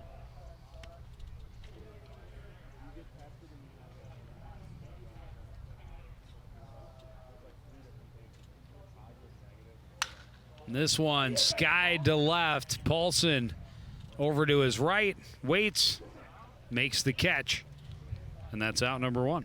Yeah, ball hit hard, but in play. Paulson, we saw him make a play similar to that earlier in this game. A ball that was hit hard. They've hit 2 to near warning track power to the left. But Paulson has been in position for both of those. And it was Tim Heifert who comes up now, who had that other one back in the 2nd inning.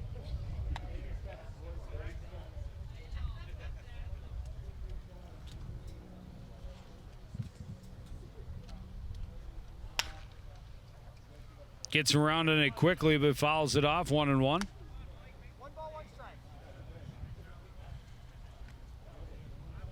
I love the hockey elbow pad, too. Anytime you can incorporate hockey I'm a fan.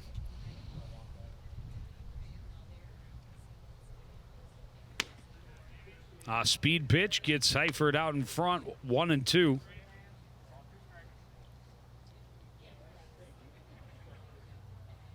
Wondered what happened to my other elbow pad.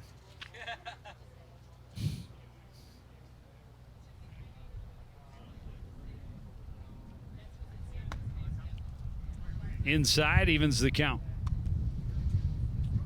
Wellner, a pretty quick first inning. Got a strikeout.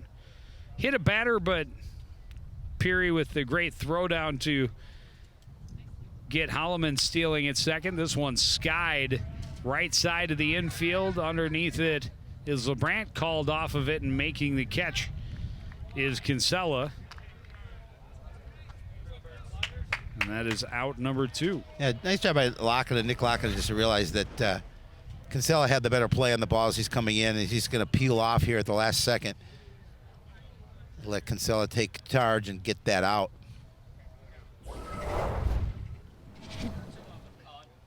Eric Radicek takes a pitch high and away. Decently hit ball last time up, but right at center fielder Avery Lehman.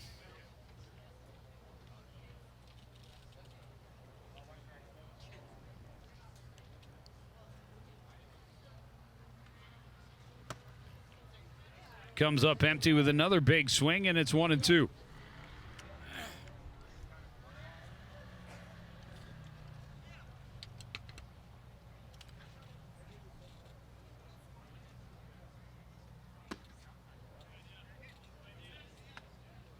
Able to lay off a pitch outside as Wellner tried to get him to offer it something out of the zone. 2-2. This one lofted to center, and waiting for it is Lehman, out number 3. Shark retired in order in the 7th. Still they lead 1-0. You're watching Live Town Ball on CTN.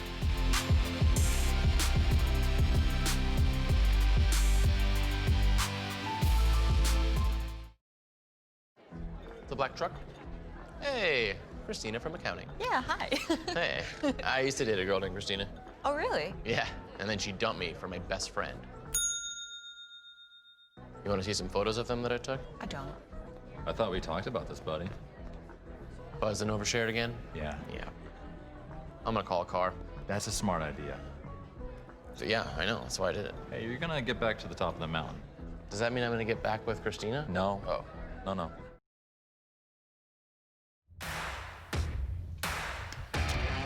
It starts on the mound. The saying has been around for years.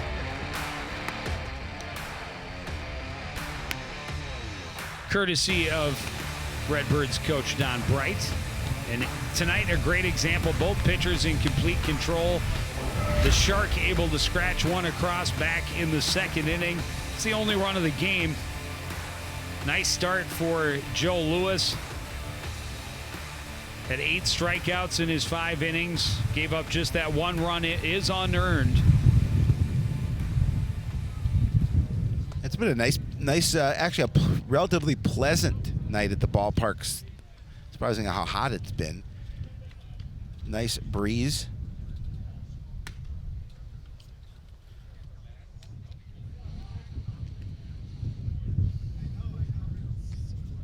Jackson Bates will lead off the 7th inning.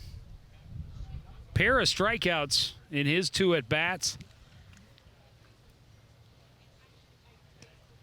The last one ending the 4th inning, he did not agree with. He did not. A good way to get that frustration out is to put the bat on the ball. Shows bunt, takes a pitch high.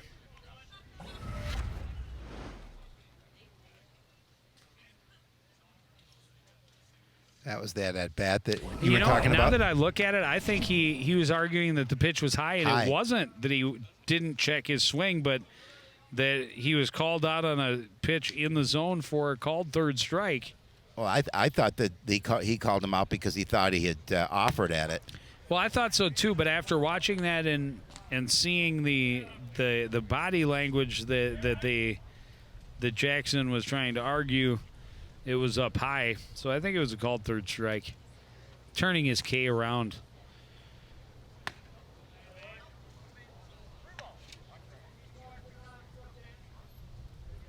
Three and one now the count.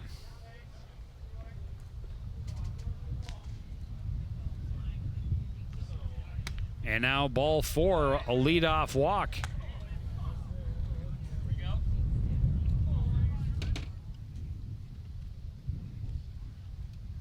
It just starts with 1. It's all you need. And try Well, Trapp's still going. He was over 100 pitches to start the inning. Langer shows bunt, pulls it back. It's outside, 1-0.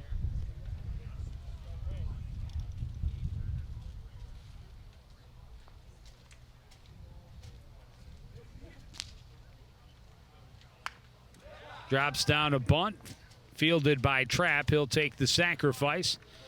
Bates scurries over to second.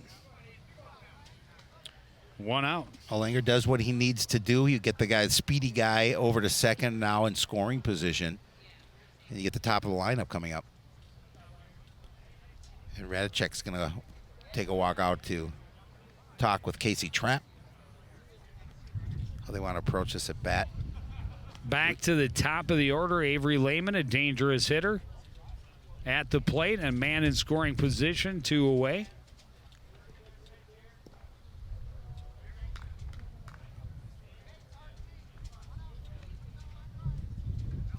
Lehman has reached base all 3 times. Well, kind of. His fielder's choice ended the second inning. But technically he was considered left on base as it erased another runner.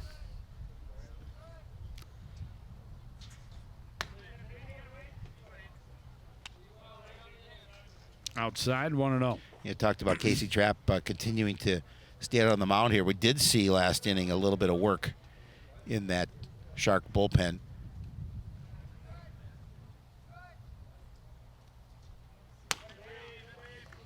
Fastball misses high. It's 2-0.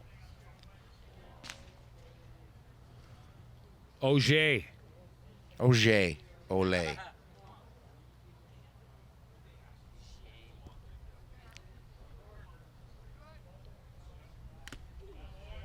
Pulled the string a bit, got Lehman out in front of it, got just a piece of it. 2-1.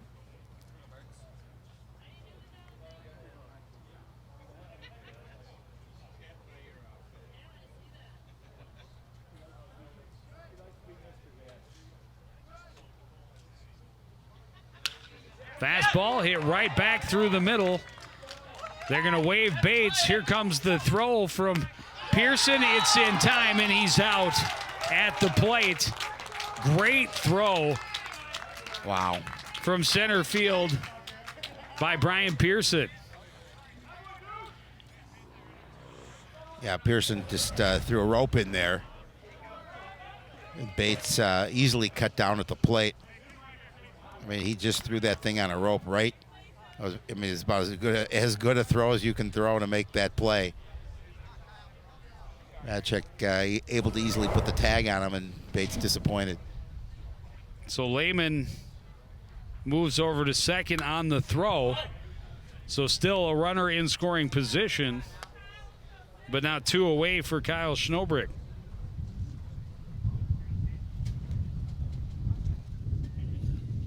Schnobrick hit into a double play, a line drive that was just snared by Kyle Halverson at first. That ended the 5th inning.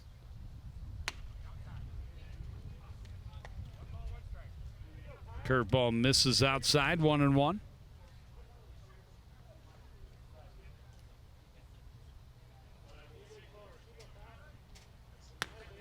And now up high, 2-1. Yeah, we've seen a number of plays where your defense has helped you. We saw Peary with a couple of throws to get runners, and we saw that play by Pearson to cut down a runner at the plate. Schnobrick rolls it on the left side. That's going to be a tough play for Palmer. He just puts it in his pocket. Infield single for Schnobrick, puts runners at the corners with 2 outs, and a chance for Thomas Kinsella to drive in the tying run.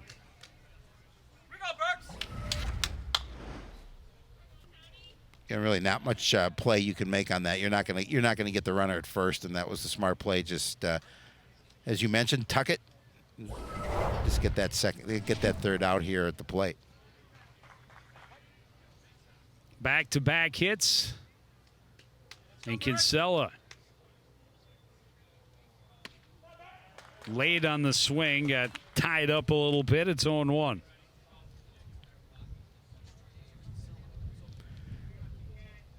Thomas looking for his first hit of the night. Be a huge spot. Fastball outside evens the count, 1-1.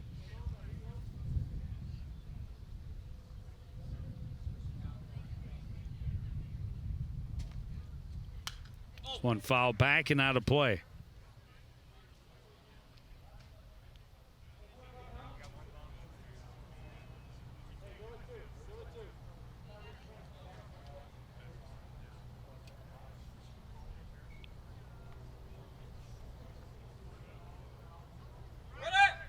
Runner is going.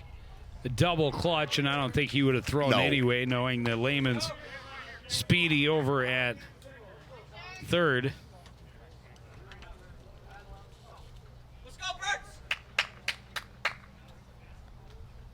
Might have, since they have the 2 outs, but kind of double clutched as he reached in.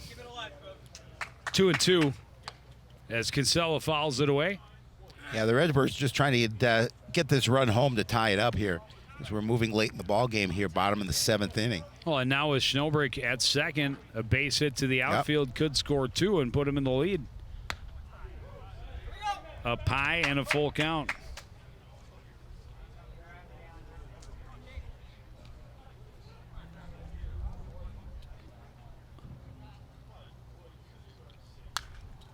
Foul back and out of play. We'll keep going.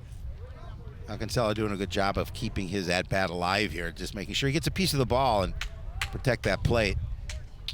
Second time in 4 at-bats that Kinsella has gone to 8 pitches against Trapp.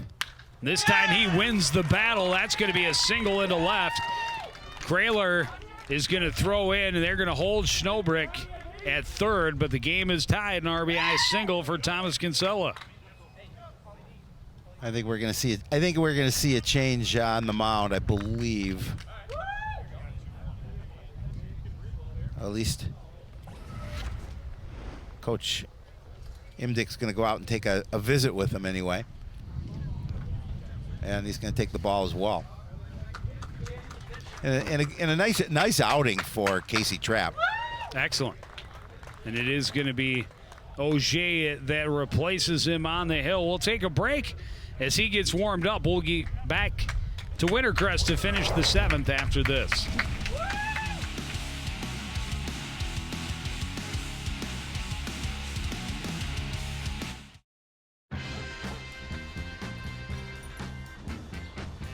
When we adopt a shelter pet, we discover they're a unique mix of all kinds of things. Come on, Jewel, spot on this last one. There it is.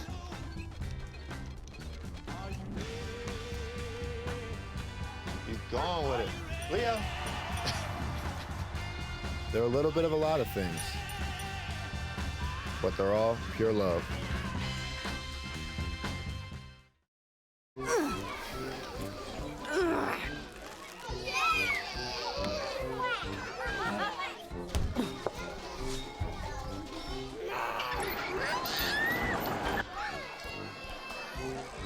If you love them enough to crawl into a play place to get them to come down,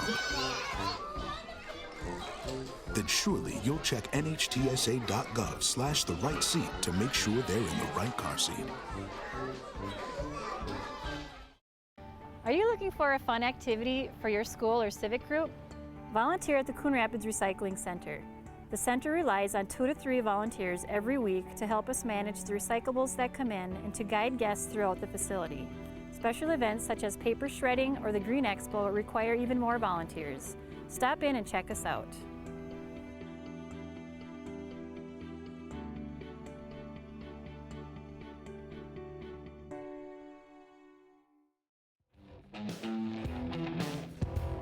Back at Wintercrest. Big base knock for Thomas Kinsella is even the score at a run apiece. 2 out. Runners at the corners for Justin Reeves, and he fouls off the first pitch from Tommy Auger. Yeah, big spot for Auger, trying to come in here and just close it out with 2 outs and get their squad back. Now, score being tied at 1-1.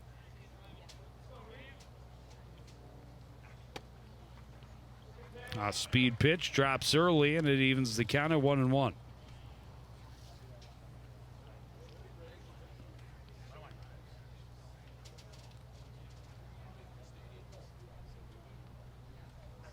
Fastball will take a couple of hops, fielded by Holloman. The throw to first, and the inning is over. The Redbirds get 1 across, but they leave a couple stranded. It's tied at 1 after 7. You're watching live Metro Mini Baseball on CTN. Hey, Kevin, you thinking about retirement? I'd love to, but I'm pretty busy with all this. Yeah. Hey, let's meet our retirement coach, Avo. A is for taking action. Not anxiety? No, Kevin, you're gonna be fine. You sing? Barely. V is for variety. And you dance? Sort of. Come on.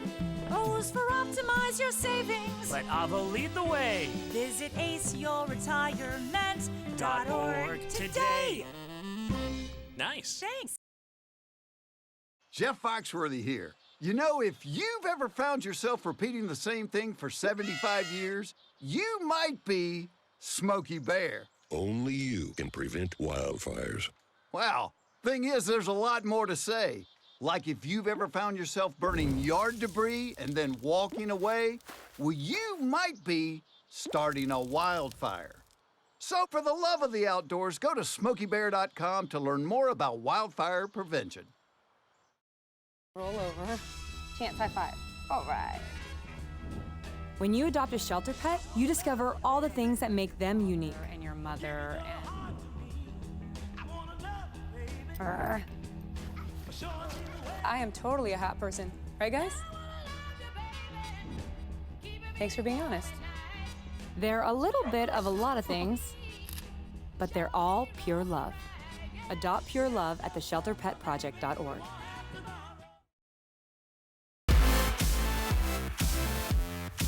Taylor Nelson will come on now in a tie game to start the 8th. 5 strong innings from starter Joe Lewis. A couple of good relief innings for Ray Wellner. And now they send out Nelson with the game tied at 1. Well, look, they're relying on Taylor Nelson to come in here and try and give him a quick inning, get back to the plate. This game is winding down. We're now tied at 1, top of the 8th. Game is winding down, but at the same time, not.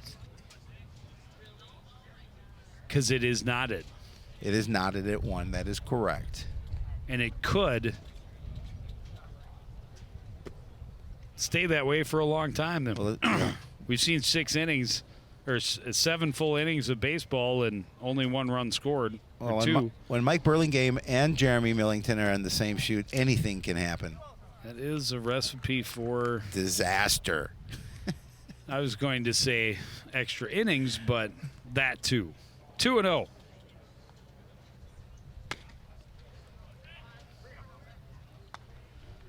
Could be some bonus baseball on the horizon. Okay, there he is. Mike. There he is. Mike Burlingame. Mike, let's go into extra innings or overtime Burlingame.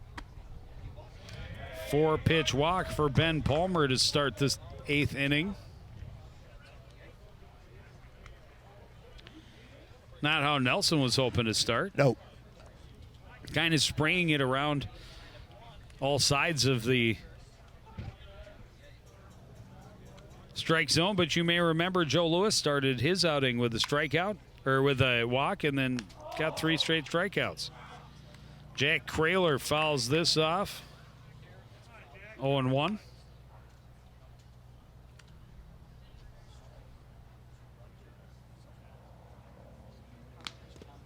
Down in the dirt. Good stop by Peary. Yeah, I just make sure he gets his body in front of that ball, keeps it in front of him, obviously.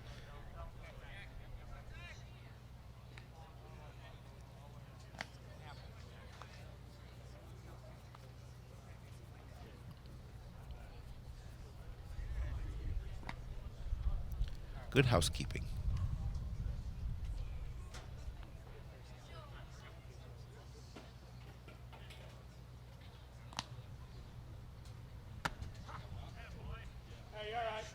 Pitch in there for a strike. It's Nelson ahead the count 1-2.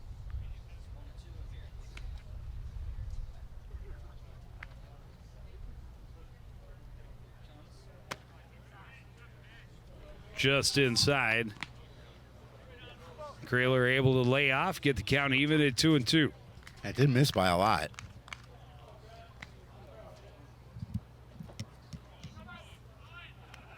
That hit him. That one was a little too far inside. So 2 runners on, nobody out here in the top of the 8th for the Tri-City Shark. Yeah, a little bit of trouble here for the Birds. Is that going to hit him in the backside? Well, yeah, if you're gonna get hit, yep. Get hit where you have some padding. Exactly.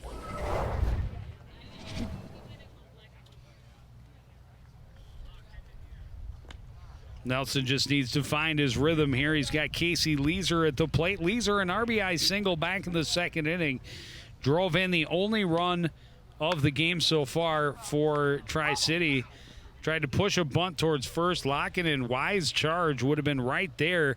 Would have been tough for Palmer to get over to third. but it trickled foul. It's 0-1.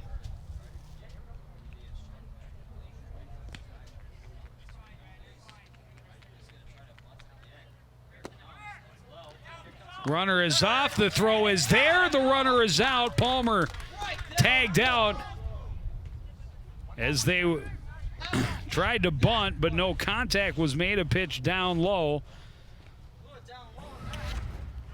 And again, another nice throw down by Peary.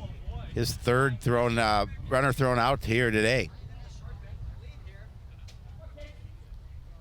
They argued pretty hard, but that looks like a pretty good call to me. Yep.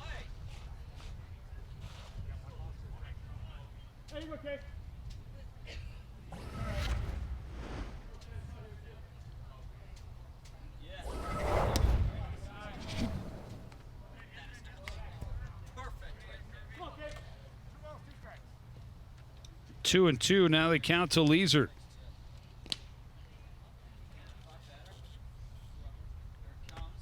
Hit him as well. Second hit batter.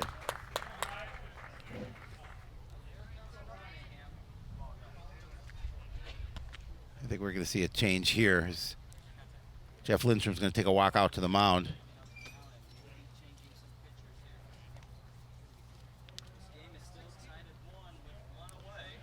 And it goes back to the top of the order for the Shark. They'll have 2 on and 1 out. A new pitcher to face. We'll take a short break. Be back with more of the 8th inning from Wintercrest Park after this.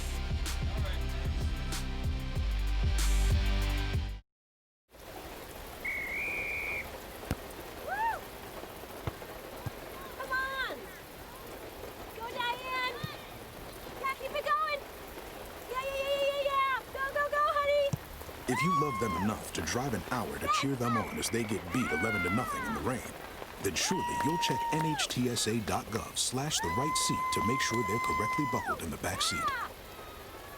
Throw that ball, Diane. Woo! You got this.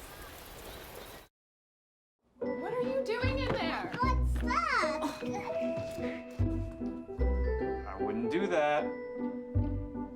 What are you doing? What are you looking for?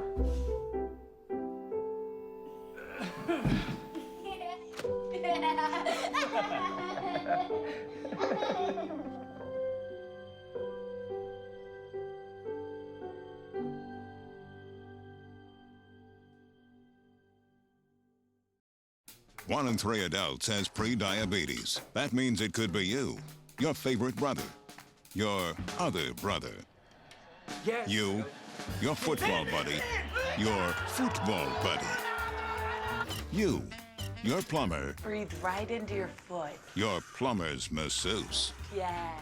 you, your dog walker, your cat jogger. With early diagnosis, prediabetes can be reversed. Take the risk test at doihaveprediabetes.org. Nick Harold coming on with a couple of runners on, only 1 out here in the 8th inning. Tie ball game. Back-to-back hit batters, and just Taylor Nelson not able to find the rhythm. Top of the order for the Shark, Brian Pearson. Ahead in the count 2-0, and now 3-0. Harold comes in with an 0-run record. He's got a 2.25 earned run average. Faced 52 batters, given up 8 hits, 5 runs, 3 of them earned.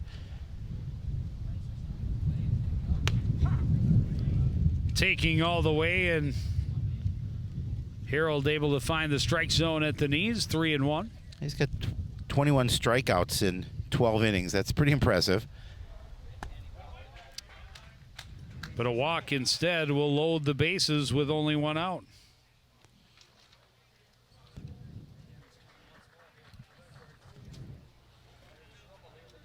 Well, the Shark looking to see if they can open up this inning here with bases loaded and 1 out, as you mentioned. And well, in the meat of their order, as we talked about last time through,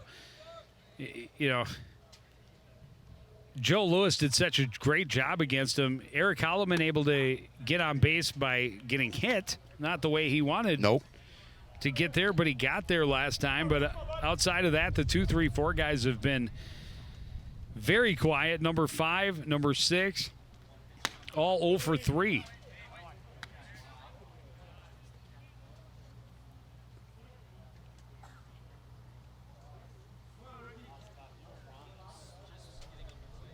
Pearson on base now for the second time, his second walk of the ball game. And now Harold ahead in the count, 1-2.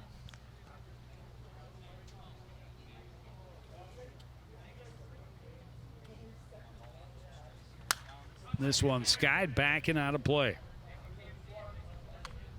Holloman will get another 1-2 pitch.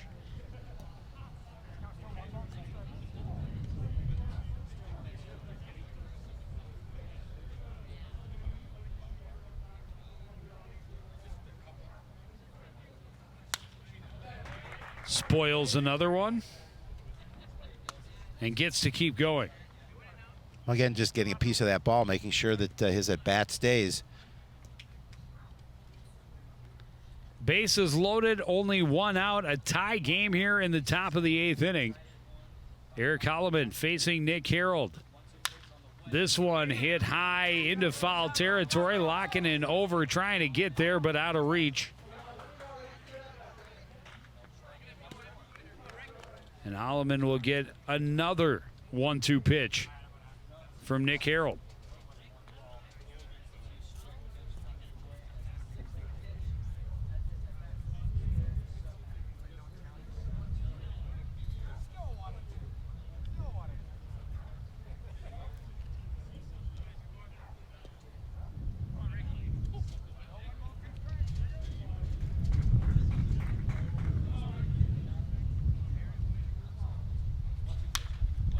Reaches out and high fly ball into center. Long run for Lehman. He makes the catch, tagging and coming home, but not in time. The throw back got him, and blocking the base was Langer.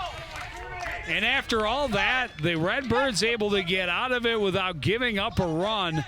What a throw from Avery Lehman, and it made Kraler reverse course. And a throw from Peary back to Langer, and Langer doing a great job of blocking the plate to get out number 3.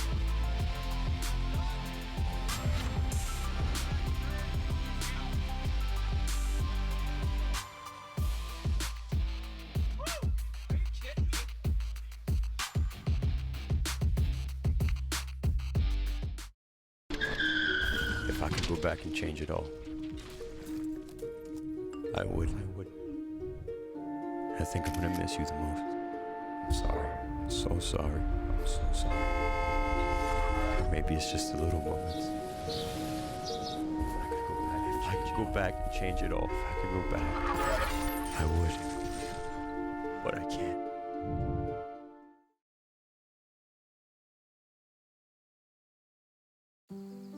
Hey, Dad.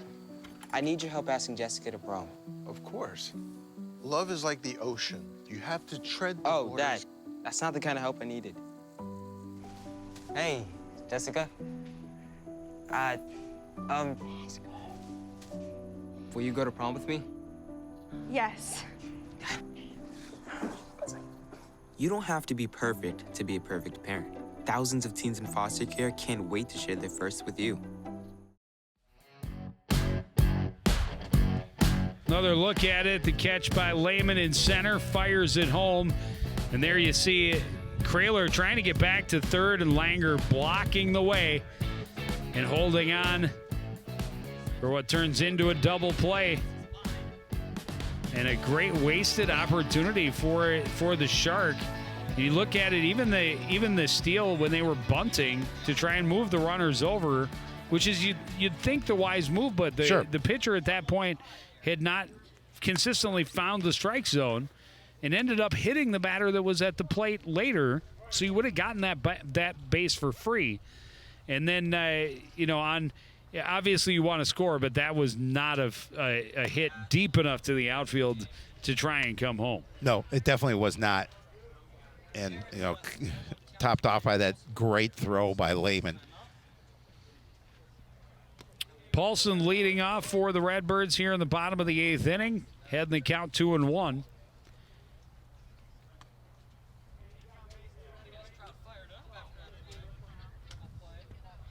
He's got a hit in his 3 at-bats so far. And now 3-1. And a good situation to start off here. And now Langer's over there getting the arm loose. Yep.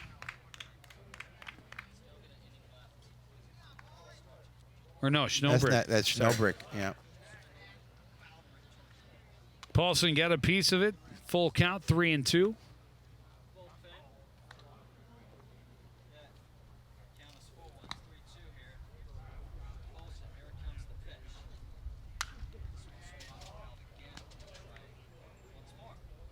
Paulson pushes that one out of play over the Shark dugout.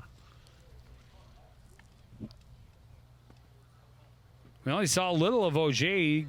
Came in through 3 pitches, got the last out to finish that inning. This one rolled down the line right over the bag. Leeser's throw is in time for out number 1. Yeah, strong throw by Leeser across the diamond to get him. And Paulson going to make the first out of the inning here for the Redbirds. It's a good play, and again, just a solid throw across. Gets him in plenty of time.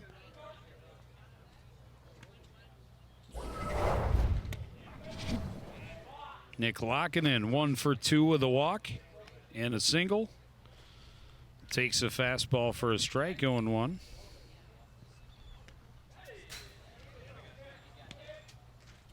Thought that got a piece of I him, thought but so no. as well. 1-1.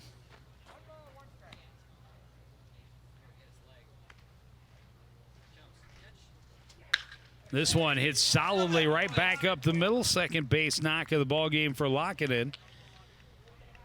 And the go-ahead run on base with 1 away. A solid piece of hitting by Nick Lockinen as he's able to get the Redbirds a base runner with 1 away. Well, a nice night for Lockett. Really, reaching base 3 out of 4 times. You'll take that any old time. Yes, you will. Especially deeper in your order. Kirby Peary 0 for 1, a sacrifice bunt, a walk, and then a ground out. And now down and away, 1-0.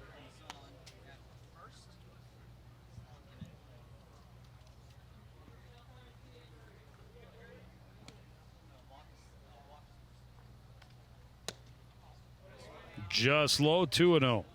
It's not an easy one to take right down the middle, but well, you got to be patient. Dropped off the table a bit. You got to be patient to hold off on that pitch. Held up, and that time it stays high enough to be called for a strike, 2-1.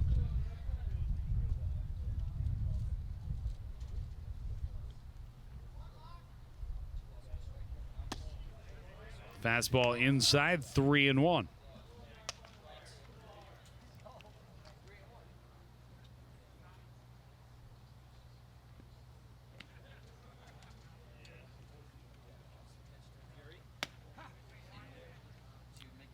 And that will keep the at-bat alive with a full count.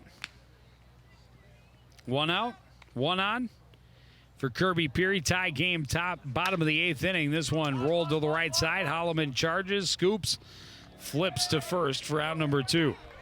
Yeah, that was kind of a slow roller, and really Holloman's best play was to get it, pick it up and throw it to first to get that out. 2 outs in the inning. Lockinen moves over to second. And that'll bring up Jackson Bates.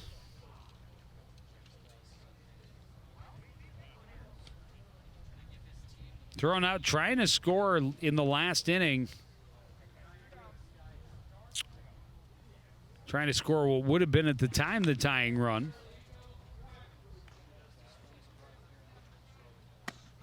Now trying to see if he can push a go-ahead run across. Called strike at the letters, 0-1.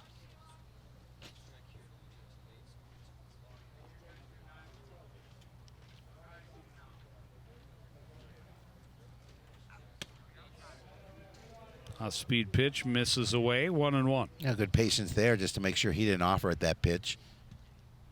Yeah, with 2 away, you got to be careful with this at bat.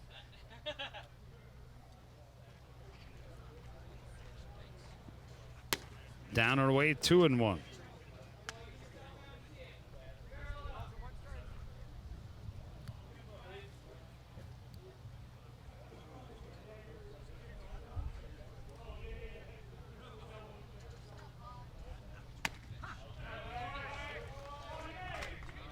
Fastball is in there to even the count, 2-2.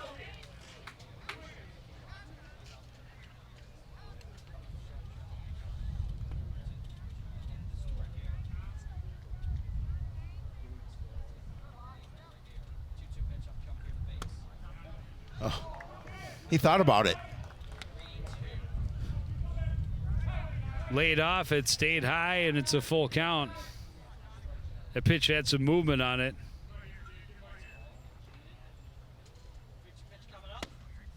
Fastball is down and in. Ball 4 puts Bates at first. Now the Birds trying to put together a 2-out rally here. As Justin Langer's getting an opportunity. Langer dropped down a solid sacrifice in his last AB.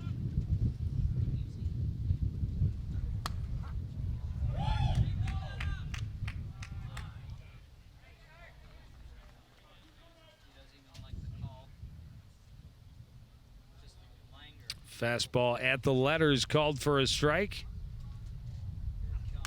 Auger trying to get out of a little bit of a jam.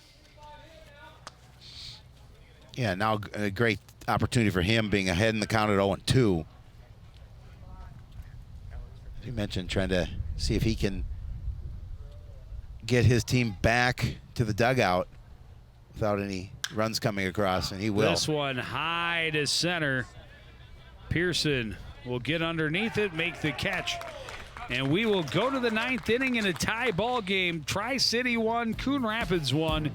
You're watching Live Town Ball on CTN.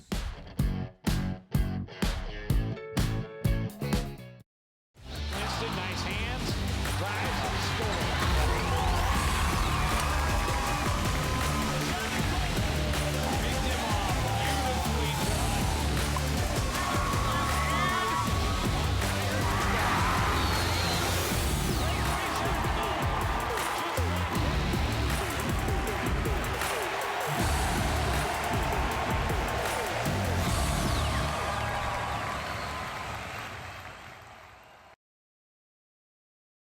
Honey, what I think you need is a socket wrench. I played JV basketball. I'm sorry. I don't think it looks right. This is good, and it's all good, baby. Is it really all good?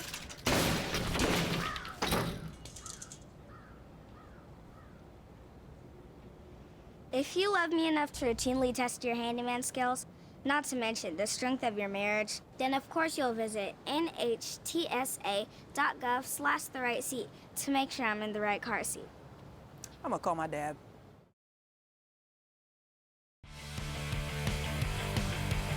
back at the ballpark. New pitcher for the Redbirds as Kyle Schnobrick will take over on the mound. Justin Reeves will check in behind the plate.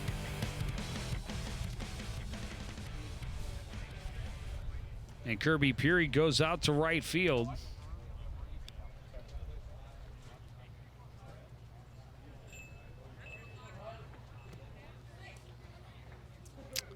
Tie ball game as the Shark bat.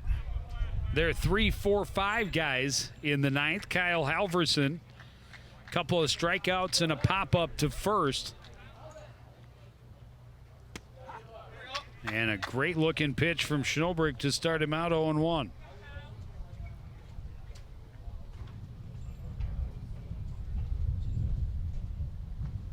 And a fastball to follow gets him up ahead in the count 0-2. Hey, you're good, Howie. Nobody better. Come on.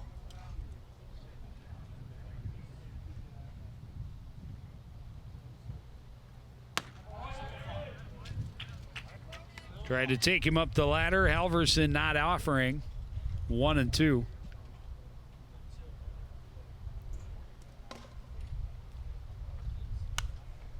Foul back, and it'll stay at 1-2.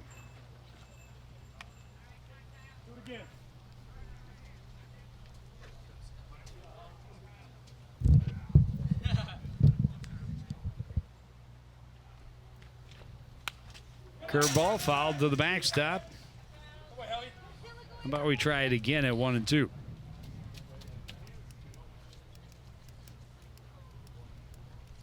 Well, Schnellberg trying to come in here and make sure that the Shark doesn't get any base runners. Starts with a strikeout, getting Halverson to swing. He's got the hat trick for the night. Kyle comes in with a 1-0 record. He's faced 19 batters, given up 3 hits, 2 runs, neither one of them earned, and he struck out 6. Halverson going down on strikes for the 3rd time tonight, and that'll bring up designated hitter Nathan Brandecker. And Schnellbrink is attacking. Another fastball, another called strike, an 0-2 count.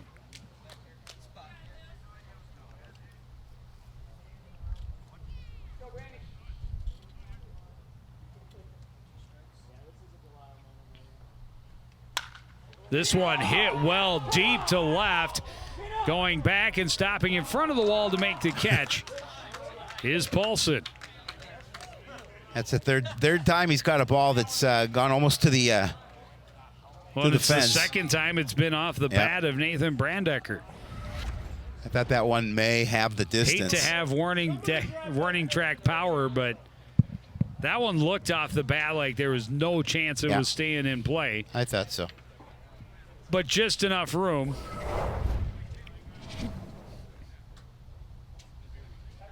And now Tim Heifert.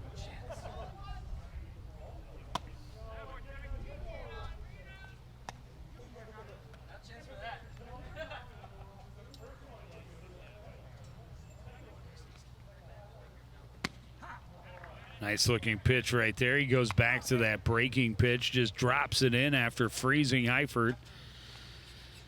Heifert has also set one to the warning track and left. You know, he's one of my favorite players. Short in stature. But power. Power. And he's wearing a hockey pad. I think that's my elbow pad. I'm pretty sure I misplaced it. Maybe he found it here. Big uppercut swing on that one. Comes up empty. It's 2-2. Could be. I can keep it. It's nice of you. You should autograph it for him at least before he leaves. Pitch down in the dirt. Easy take for Heifert. It's 3-2.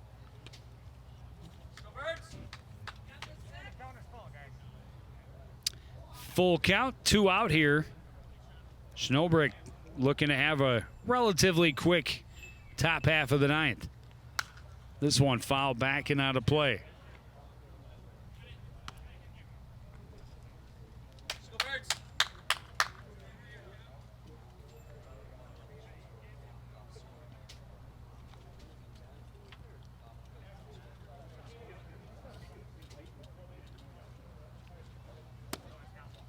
And that is low for ball 4.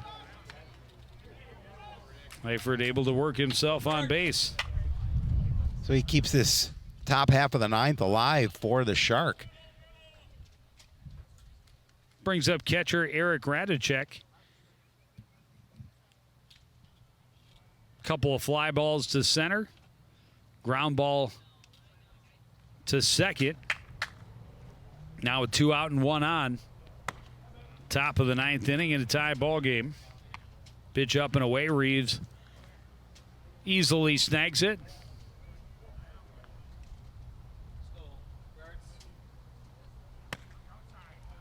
Fastball just misses away. 2-0. Yeah, that pitch certainly did not miss by much.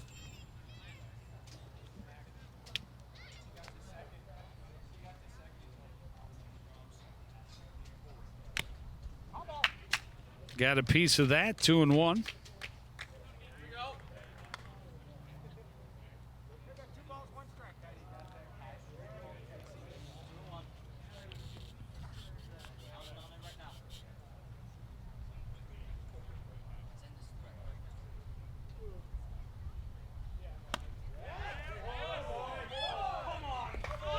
Turned the shoulder. The Redbirds dugout thought he committed himself, but kept the bat on the shoulder. He did.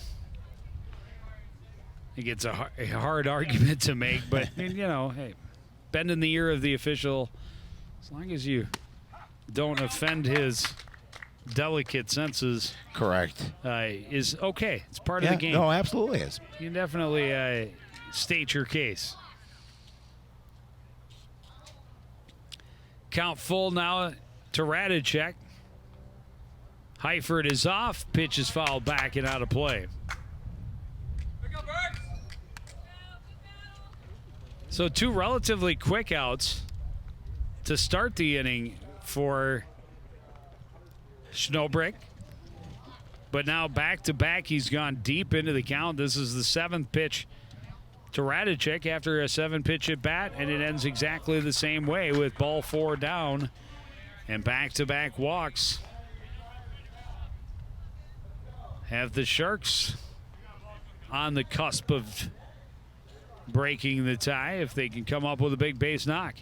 Yeah, and they're looking to do that. They've had that early lead in the second, and the Birds came back to tie it up, but they're looking to try and regain that lead.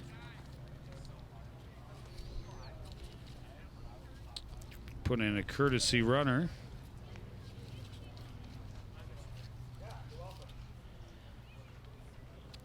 That would be Joe Bennick. Good first name. Joey Bennick.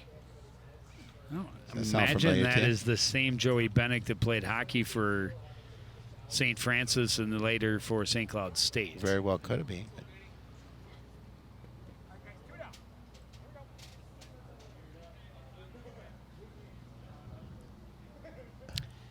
Ben Palmer, chance to play the hero for the visitors. Fouls back the first pitch, 0-1. Palmer singled and scored the only run of the game to this point for the Shark. Curveball crossed him up a bit, 0-2. Yeah, big swing and a miss there. And now in a good situation for Schnobrick. Is heading the count 0-2. Looking to try and avoid giving up the lead. Goes back to that curveball. Slow roller underneath the glove of Langer at third. Rounding and coming home is Heifert. The throw is not in time. And the Shark take a 2-1 lead here in the top of the 9th. RBI single for Ben Palmer. Yeah, nice piece of hitting there as he's able to find the hole between short and third. And the Shark will here in the top of the 9th take the lead. So just going to get by Langer. And a good throw in from Paulson, but just no chance for him to get Heifert. And this with 2 away. Not able to get out of the inning here. And trying to do so here, now relinquishing the lead. And now Jack Kraler takes a strike, 0-1. Kraler hit by a pitch and walked. Also hit a line drive. Oh, this is Alex Stevens. I'm glad we get to see him. Alex Stevens, a 2020 graduate of Totino Grace, started his baseball career at Coon Rapids Andover American Little League until the age of 10. Big swing and a miss. 1-2. Oh, that was strike three. Didn't get a chance to talk to him much. I didn't, no. But at least I got to see that it was him and mention it. So the Redbirds now trail. They need a run to tie, 2 to win as we go to the bottom of the 9th on CTN.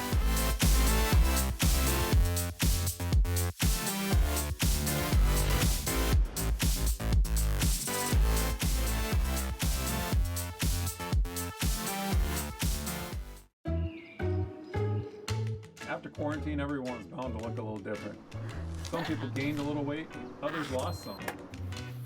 Some had longer hair or a new beard. With Joe and Howie, it was a little different. Don't get me wrong, they acted like the same old Joe and Howie. What they came back with different energy. Something was off. Hello, everyone, and welcome to Sports Night. I'm Joe Young. And I'm Howie Shapiro, and it really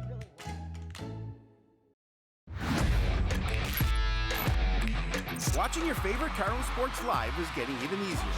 Whether it's CTN Cable Channel 859, the CTN Facebook and YouTube pages, or now live on our Twitter page. You choose how you want to watch Cardinal Nation. With CTN, you'll be able to catch all the big plays, all the emotion, and all the fun of Coon Rapids sports. CTN Coon Rapids, stay connected. Redbirds have the top of their order here in the bottom of the ninth.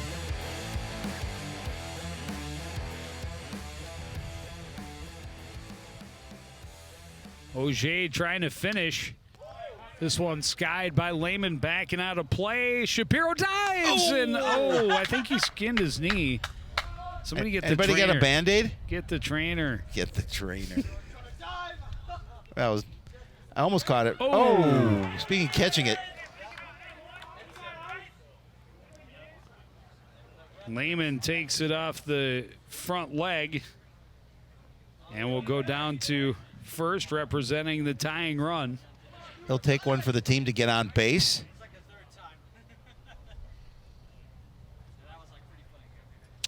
Kyle Schnobrick single his first time up, or his last time up, I should say. Also has a walk, hit into a double play.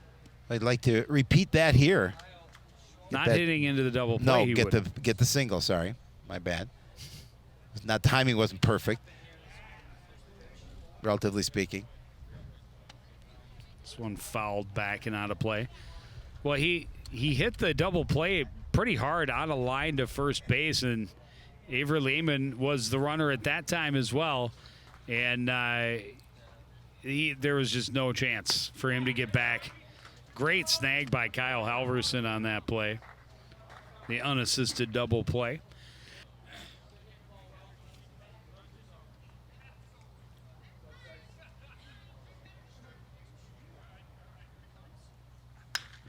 This one hit high to center.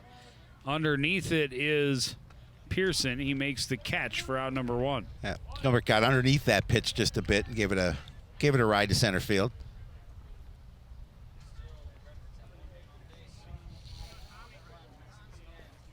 To bring up Thomas Kinsella, RBI single to tie the ball game in the seventh inning.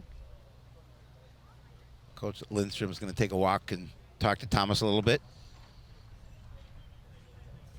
Would need more than a single to tie the ball game here. Unless they Lehman's steal fast, Lehman over to second before.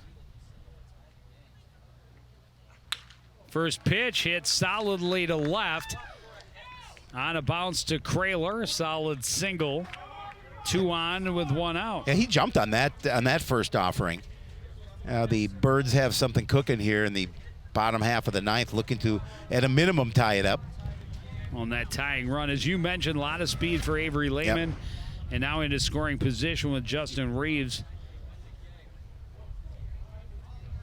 Digging in. He's 1 for 4 tonight.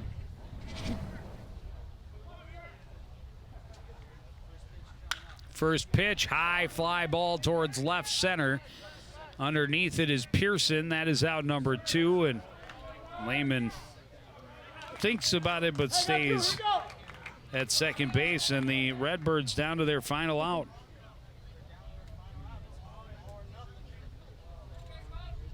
Well, it's all up to Jake Paulson here in this situation. Jake Paulson also 1 for 4 to this point.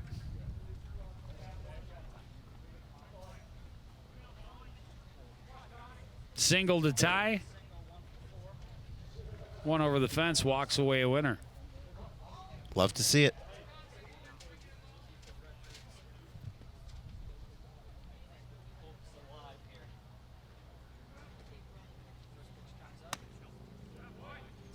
Fastball just high, 1-0.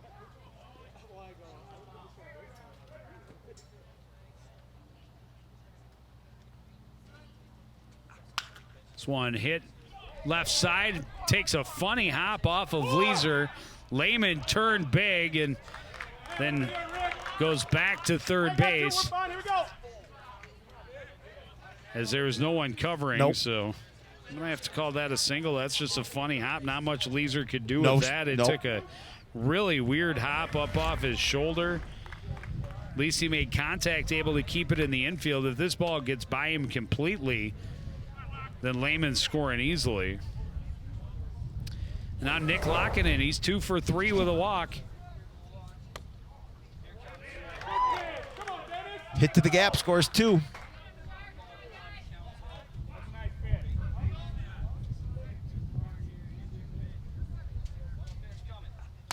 And now 2-0.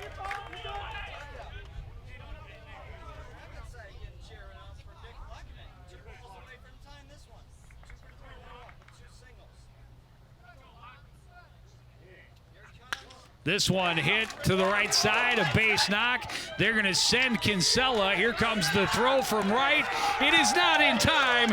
A 2-run walk-off single for Nick Lockinen, his 3rd hit of the ball game. Oh, Lockinen's really had a nice game, and he comes through in a big spot with 2 down and a two-run single to win the game for the Redbirds. Well, and I like the call to send Kinsella. I did as well. It was not very deep, and we saw, a gamble earlier in the game that got the runner thrown out at the plate on a short one to center, but the gamble pays off this time as the throw was off angle and Kinsella comes across easily. And the Redbirds walk away a 3-2 winner. Yeah, I mean, that was a smart play. I mean, if he gets thrown out at the plate, he gets thrown out the plate, but the game is not over. So the fact that they made them make that play in the outfield, I agree with you, it was a smart play. And the Redbirds moved to 9-4 with the win here, and they needed it. You had talked about they had lost 2 in a row, and they've got a huge game coming up on Sunday. So they wanted to get this win, get a little bit back in that win column, get a little winning taste in their mouths, and before they take on the Minnetonka Millers on Sunday night. Yeah, great come-from-behind win, a low-scoring ball game, had a lot of drama, and a walk-off winner for Nick Lockinen, a night that he had 3 hits, went 3 for 4. He drives in 2 of the 3 runs in the game for the home team and able to break that streak and push their record to 9-4.